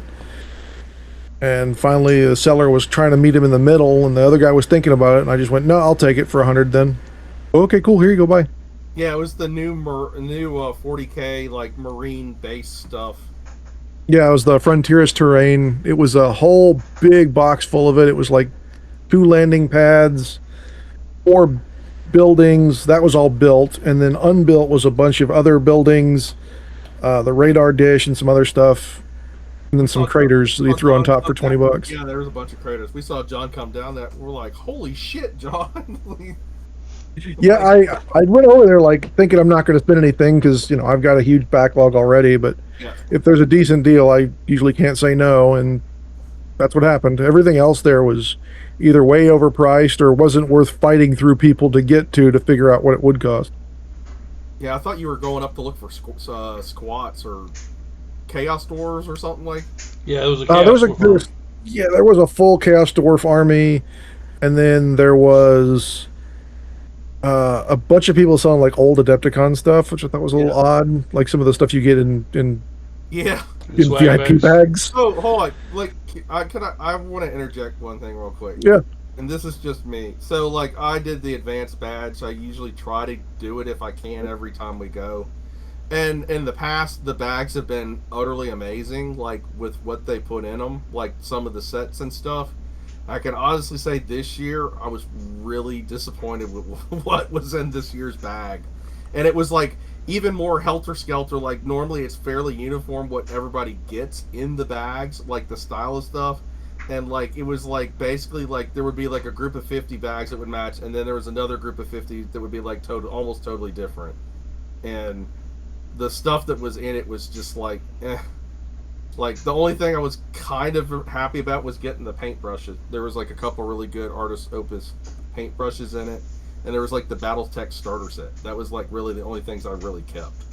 So I made the mistake when I bought my Adepticon badge. One of the Adepticon Masters brush bundles was still available, and I didn't read well enough to find out it was from Games and Gears. Yeah. And I've talked a lot about issues I've had with them in the past. And so I went down and picked it up, and I didn't look at it, which is probably my mistake. So when I got home, I noticed one of the ferrules is bent at like a 45-degree angle where they dropped it. Oh, Jesus. Yeah, so yeah, I also I ordered the sable brushes before we left, and I had an issue, but I already talked to people about it. So. I have never gotten the Games and Gear brushes, so Don't. so I just stick with what I know. Yeah, I backed 2 of their different Kickstarters. One of them was for the travel brush set, since I was doing a lot of traveling. And then their little travel mechanism breaks and then makes it so you can never take it apart again. Yeah. And then another one I bought was for double-ended brushes that was supposed to help with wet blending. And then both of those brushes just splayed like crazy. And so if I would have been, because I was shopping and it said last one left, I was like, oh, well, $60 for 10, 15 brushes or whatever. Didn't think that was that bad, but one of them is just like it was a big flat, which is not the one you want to be bent at a goofy ass angle. No, not at all. Yeah, I got the cut and no cut mat, which was a lot smaller than I thought it was going to be. And Yep, that was in my thing too. Yeah. I also got the t-shirt. So I got t-shirt wasn't bad this year. Actually, I kind of liked it. I don't like black t-shirts because like everything's black for gaming. So that gray one and the new logo was pretty decent too. So the other thing I thought was odd was their dice colors this year were really weird. They were a bit odd, yeah.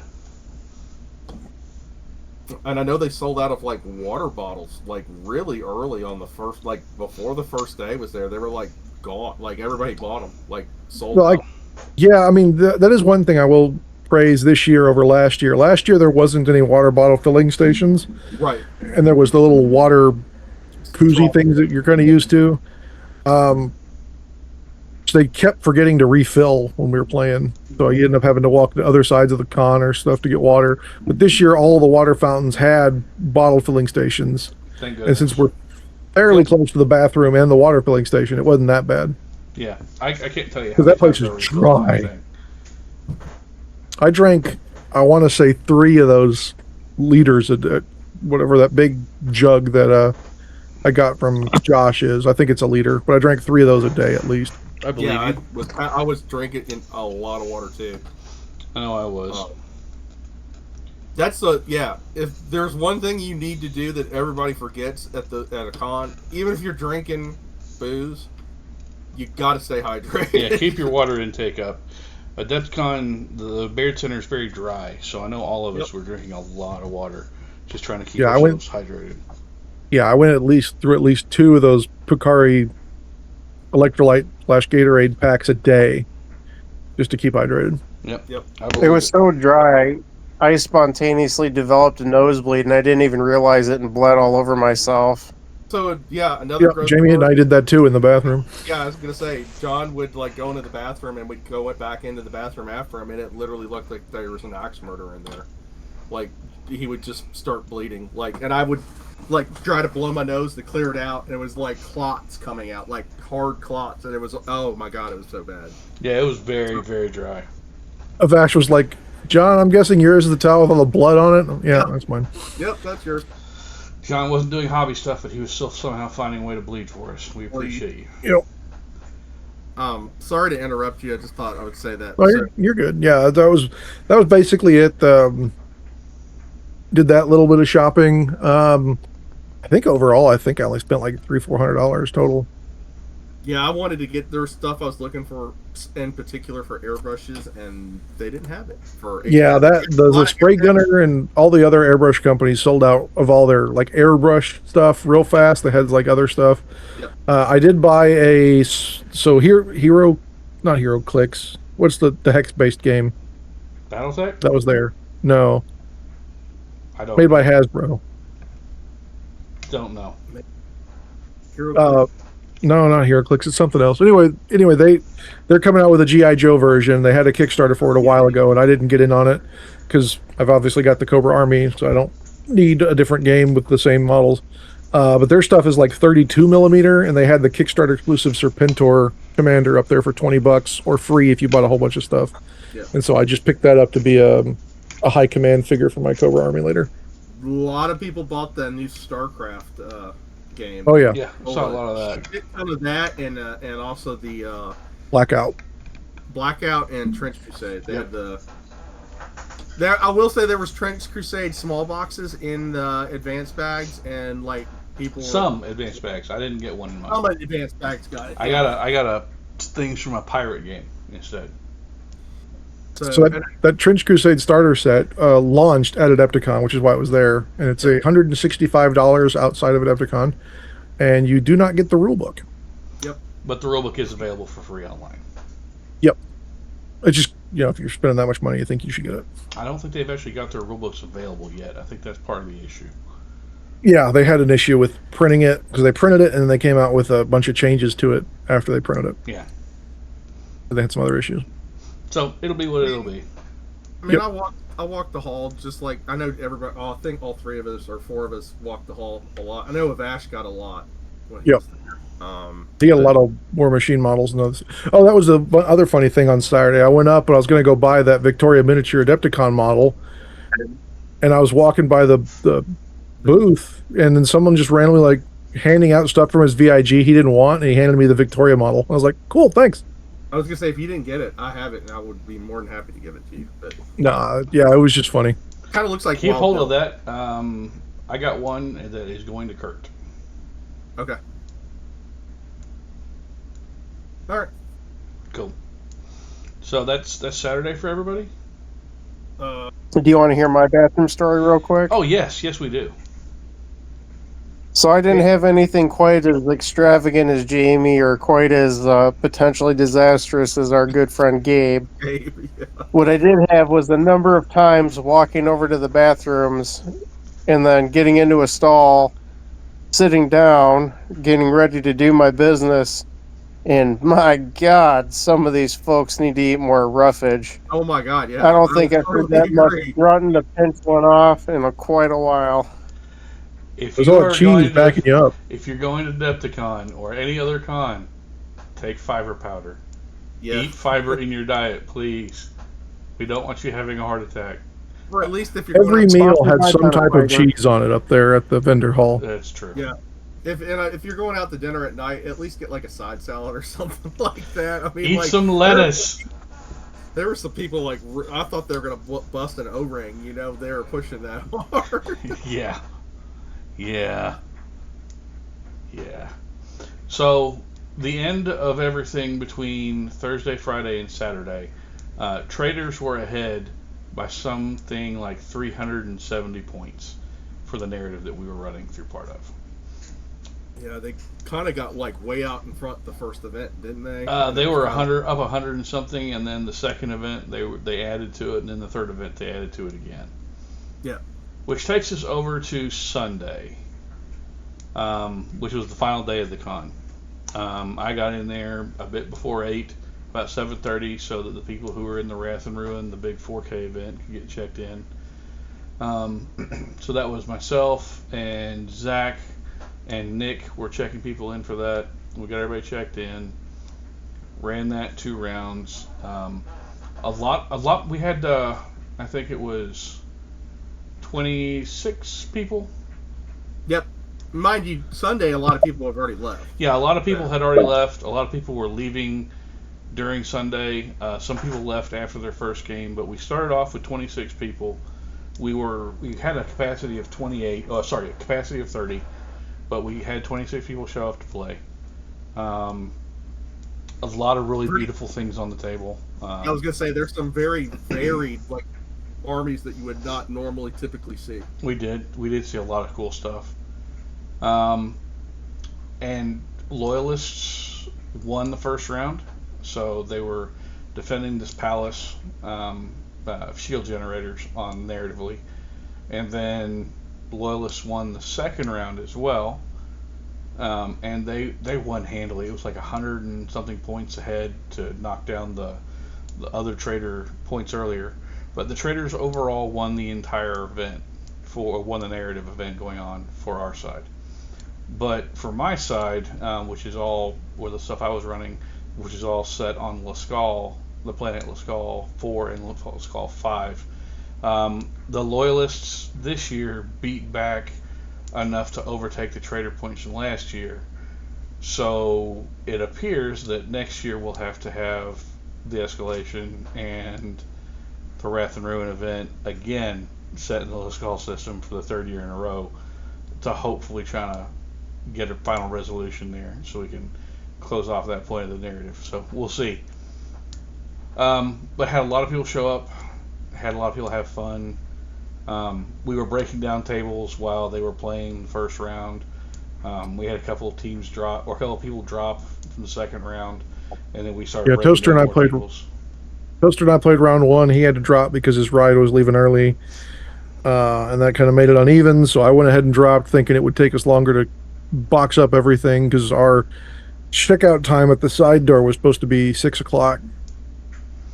So something strange. We were supposed to have all tables cleared off and everything done, wrapped up, and piled up by the door for the Adepticon people to pick up by 5. Yep. Hey man, I busted my ass. No, we did. Everybody did. We had everything cleared out well before 5.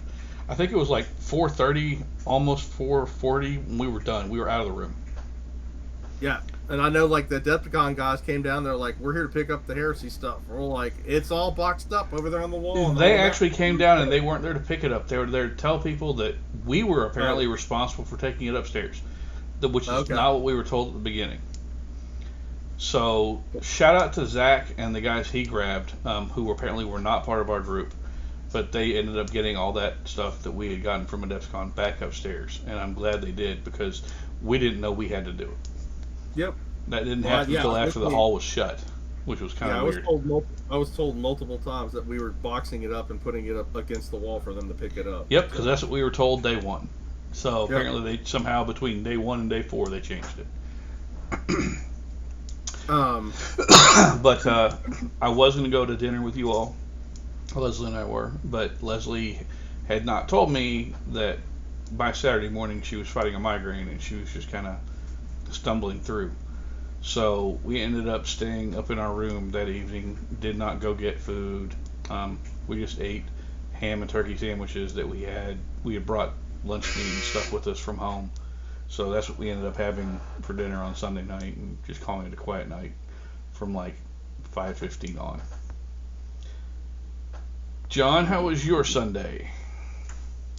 That was good. I played Turkey round 1. That was the game where I had to outflank all my sentinels, and then ended up with I think a couple still left in reserve. We had a blast. It was nice to hang out with him over the weekend and then end everything with a nice big game. And then again, tearing everything up, make sure I got everything loaded into the vehicle, and then we went to dinner at a decent little barbecue place nearby. Actually was not terrible brisket and turkey. Turkey was nice and moist, so had pretty good there. Yeah, that place was actually pretty decent. They also had, you didn't hear this from me, they actually had some pretty decent drink specials. They had like a shot and a beer for like $7. So hey, there we go. I have to go there next year. Well, I'm just saying, I mean, compared to like $16 for a beer center, this is literally right across the street. You're like, hey man, if we want to get drunk, let's go across there and do it, you know. I hear you. But yeah, I all I have to say is, you know, I was with the pitmaster, John. That if you all don't know, he does tons of barbecue. So I trust his opinion, and I asked him what he thought, and he said the brisket was actually pretty good, which that should say something. That does. Yeah, for the price, I think it was like $30 for a 2-meat plate. Yeah, that was a bit much. I think I got the sausages, which they actually were pretty decent too. Yeah, I mean, I'll admit, I think the tater tots was an extra $1 or something, but Yeah. Oh, dude, the plate and then that Jeremy got the super loaded Gigundo super tots of death. yeah, that was like enough for 3 people, man. That was crazy how big that plate was.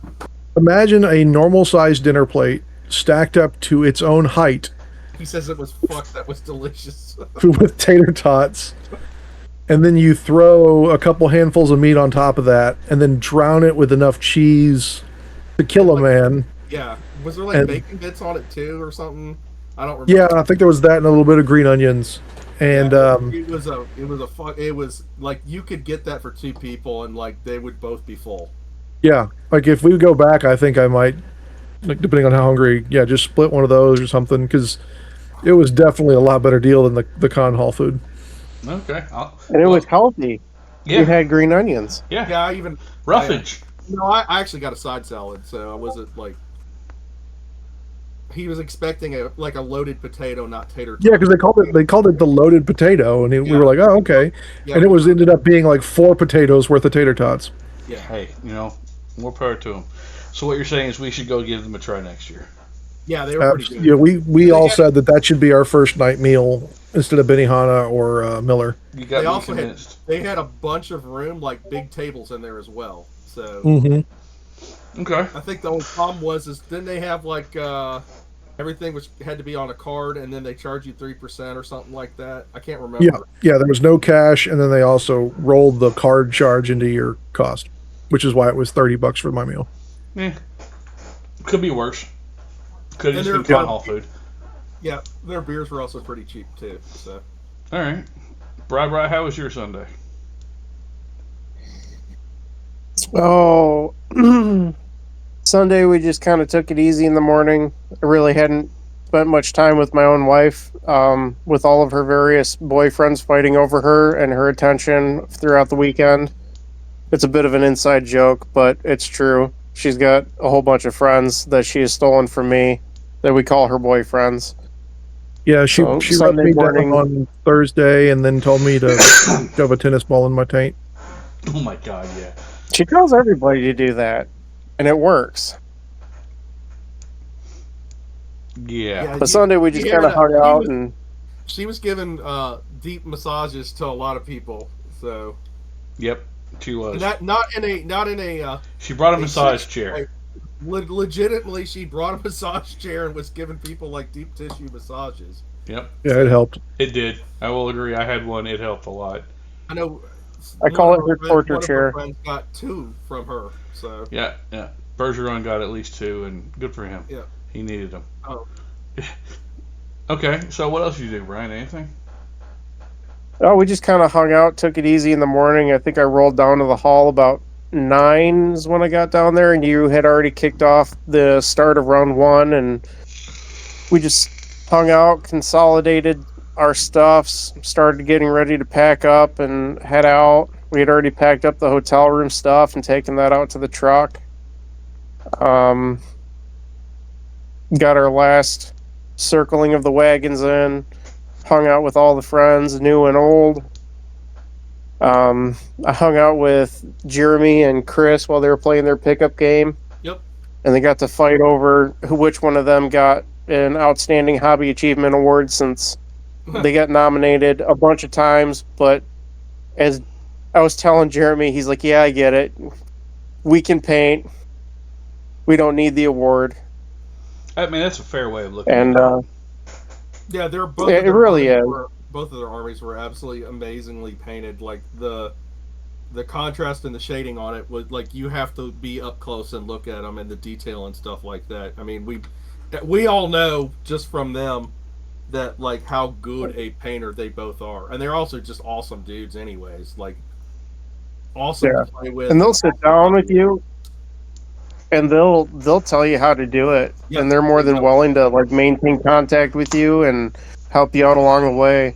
Yep.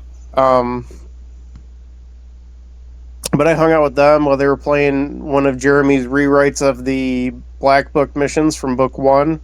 I believe it was the shuttle escape mission where you have to get the iterators to the shuttle and get them off planet. Yep. Jeremy won the day on that one. He successfully escorted one of the 3 iterators. And Bergeron was almost tabled at that point, and Jeremy didn't have much left himself. They beat each other up pretty good. But it was good to hang out with them. I miss Chris having moved away. He used to live not too far from me up here in Michigan, but he moved overseas for a little while for his wife's job. And then they came back to stateside, and now they live down south. Yep.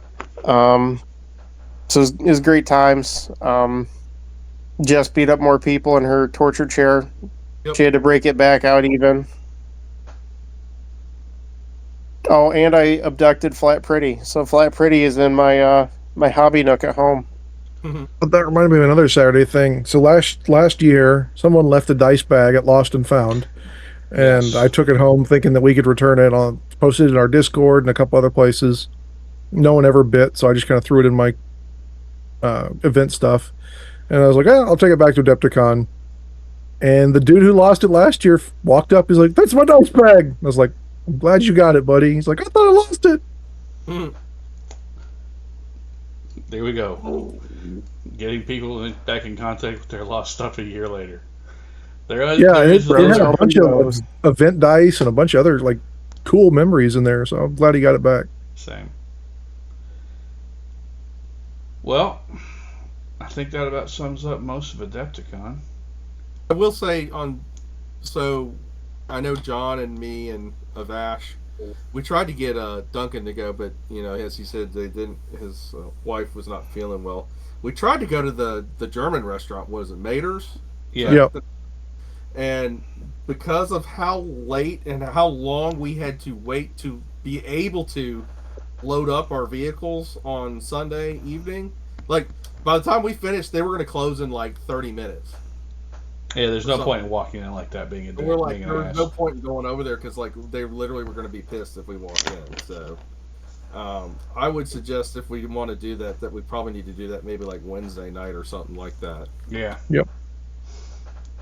Well, Because I was really looking forward to going there because I love me some good German food. I was gonna say maybe we should plan out our dinners next year on a day-by-day basis so we can try to get them all reserved.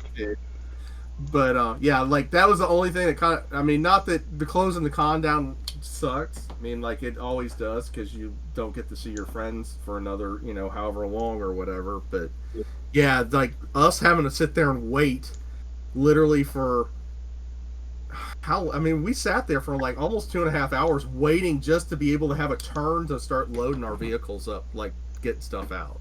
Yeah, so they made us pre-register for loading, and something got messed up, or the person before us took too long. But yeah, they didn't even start loading until like 10 minutes before our window, and so it took them forever to get that stuff loaded for the open gaming terrain and stuff. And then they finally got it all carted off, and then we got all our stuff done in Like crazy fast.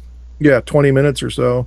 And that was like 2 full-size trailers, 2 pickup trucks, and my van. Yep. Like, we got loaded up. And like we even put air in the tires and stuff too. So Yeah, I always bring a little compressor so that way we can save a little money on perfectly aired tires. But yeah, that was the only kind of like super big drag on Sunday, I would say, is like that the breaking down, like just us waiting for so long to get out of there basically. Because there was like, it was empty by that time. They were like trying to kick us out the back door. Yeah, and I was starving at that point, so I went back to the vending machine. Overall, Adepticon, wonderful time. Wonderful. I think it was one of the better ones. Yeah. I mean, I still miss Chicago just because it was kind of a more intimate experience, I would say. At the Schaumburg. Yeah. Yep.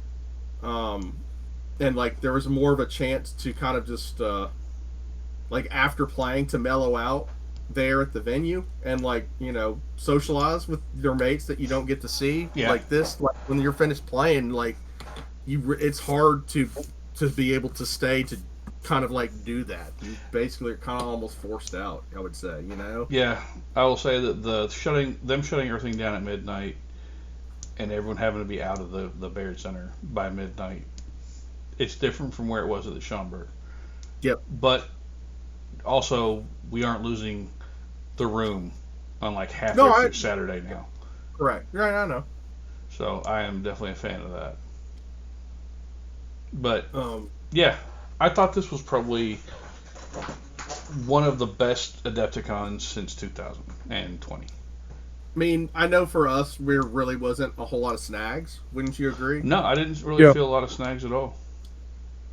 I mean, the only snags I had were not related to the con itself. It was all life stuff, just doctor's appointment getting in the way, and we had to leave earlier than I would have wanted to just because of kids and dog. Yeah. But that's just life for you. Yeah, I know, like, for me, I mean, I had issues, too, because it's during my kids' spring break, so I literally spent half the time at spring break with my kids at the lake, and then literally drove straight from the lake up, you know, and then my wife had to take the kids back home by herself, which is kind of an ordeal, and then, you know, she had to work the rest of the week, so it's been a it's past 2 years, it's been on a really bad weekend. Well, now it's going to be on a better weekend, apparently. So next year, speaking of which, they moved it. So they moved it like 2 weeks later because of Easter, when Easter falls. So. Yep. Like I said, I think this was probably one of the best Adepticons since 2020 that we've had. At least in the Heresy. I mean, it would I will say the one thing that I was a little disappointed, no Jack. Yeah, that definitely did disappoint me, but we managed to survive, and Jack has said that he's going to threaten his boss and make certain he can be there for next year. So it's basically like we're shifting me and him. it kind of was. One year I come, but next year he comes. Yep. I'm going to go ahead and say thank you to everybody who came up and hung out with us. Thank you for everybody who we interacted with at the con. Thank you for everybody who joined the Patreon at the con. Thank you for everybody who started listening post-con. We appreciate everybody we interacted with. Everybody there was super cool. We loved hanging out with everybody. Can I throw a big shout-out for somebody? So, Matt Switzer. Goes the Monkey. Dude, he played Heresy the whole weekend. So, like, you know... he played in Ferrix and in with us. Yep. He played Heresy events. I'm saying the whole week. He did. He was there. In addition to that, had a fully painted, awesome army with all his conversion stuff on it. His Alpha Legion looked beautiful. And then on top of that, he gave both Ferrix and us huge boxes of minis to give away for everybody that played in the events. Yep. We had his version of All Person, and Ferrix had his version of John Grammaticus. And I know people were bouncing between events, and I know people were playing in both events, and everybody who wanted one of both got one of both, and I'm glad to see that. We obviously gave out posters as well this year, as we do every year. We gave away a whole bunch of posters, and we had a lot of people donate money to get more posters, and the money for that was made by that and by the raffle table that John had brought up, went to Kurt. John, what did I tell the patrons the number was earlier? Oh, I don't remember. 2,000. So I thought it was close to that. So we between what we sold, between what we got from the raffle tickets and the posters, and people signing up to do stuff for Kurt, getting art through Kurt, I think we broke $3,000. Okay. So nice. So I'm very happy because anytime the community has a problem going on, the community just really bands together and we do it, and we make things better for people, and that's one of the big things I love about this community. So there was that. As Duncan was saying, real big thanks to everybody that came out, and especially that came up, gave us a little time. It came up and gave their time to introduce us if they hadn't met us in person before, or if they had met us, just say hi and everything. And generally, I would say everybody seemed like they had a great time at the event. I was happy to get to see everybody that I hadn't seen in person in a while. Yeah. If you weren't at Adepticon, we look forward to seeing you at next year's Adepticon. Yep. Other than that, guys, do we have any event shoutouts we need to do? I was going to say, or possibly at one of the other events we frequent. Which are as follows. Right? So April 26th at Crimson Lion Games, and May 17th at New World Gaming. Is going to be the next two Dallas events. Let me look up the one for Bama. Yeah. What are you doing up there in the great world of Detroit? Oh, screw you. I had to get it in, buddy. I got a 2-day narrative in Lansing, Michigan at Evolution Games that is going to be happening either the first or second weekend in October. As the date gets finalized, it will be announced here, and I'll have an event blasted all over different Discords so that people don't miss it.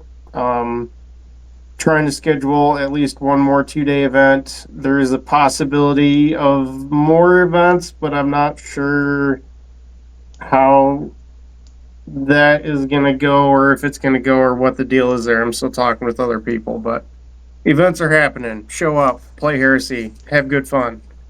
Hang out with cool people. And get posters. Yeah. I know there's an event coming up shortly for the quarterly stuff that goes on with the Indiana Circle City Heresy Battle Barn crew up there. We'll give a shout out as soon as that gets announced. I know that there are currently events going on in the Cincinnati Heresy group.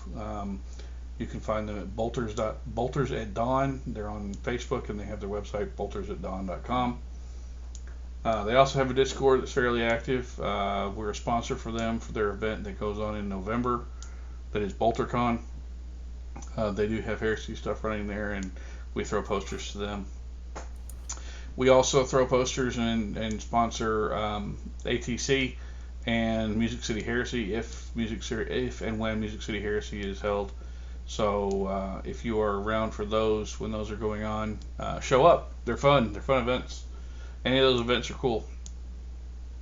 I was trying to look up the date, and I'm having trouble. But the next big event for Heresy, I know Blake's running on with is it Mace? All the ATC events, ATC events in Chattanooga coming up in the summer. Yep, that's coming up. We'll be sending some posters to them too. Anybody who has a Heresy event that we have not mentioned and that you are running or affiliated with, let us know. We would love to throw some posters your all's way and give you a shout out here to try to connect more people to you so that you can have more people playing and attending. Just trying to help dudes find dudes for Heresy. Dudes helping dudes find dudes. Yep. Men seeking men for Heresy. Yeah. Yep. Last thing I'm going to say for the night. Thank everybody for meeting up with us. We appreciate all of you all, and we look forward to doing it again next year. And thank you for everything in between. Yeah, I was gonna say thank you for all the patron join-ups that we had, because if we didn't have them, Duncan wouldn't be doing an Ultramarine army, which is now. Let me go ahead and give the update on that. Because people were pushing everybody to it, it was very much appreciated. The patron is now at the mark where I have to do the Ultramarine army. So we do have people who are donating stuff to the Ultramarine army that I have to I have to build, paint, play at Adepticon 2027, and raffle off for charity at Adepticon 2027. So I will go ahead and give a shout out to begin with to Jim Worthington for donating stuff to it, to Jamie for donating stuff to the army, to John for donating stuff to the army, to Jack for donating stuff to the army, and for our good friend Gabe for donating a lot of Ultramarine specific bits and everything to the army, and for donating some Forge World stuff to it as well. Without you all, this would not happen. We appreciate each and every one of you, and we thank you for everything you do. I just want to say, Don't worry, guys. I already did my donation. It's for his Joy Toy scaled Ultramarines army, okay? I got in early on that. Yeah, you did. Hopefully next year we'll have a couple more after hours events. We'll see. There may be more HABB or Heresy Accountabilibuddies events next year at next Adepticon. We will see. Centurion Fight Club? Man, that'd be nice, wouldn't it? I found the rings. Yeah, we found the ring.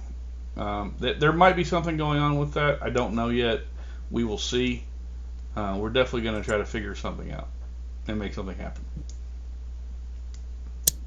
Anyway, as always, John, you want to shut us down for tonight? Yeah, thanks everybody for joining us on this, the 165th episode of the Heresy Accountabilibuddies Podcast. I'm John, and I've been joined by Brian. Duncan. Jamie. And always remember to stay accountable to yourselves, to your buddies, and your hobby. And we'll talk to you next time. There you go. Like and subscribe and see ya.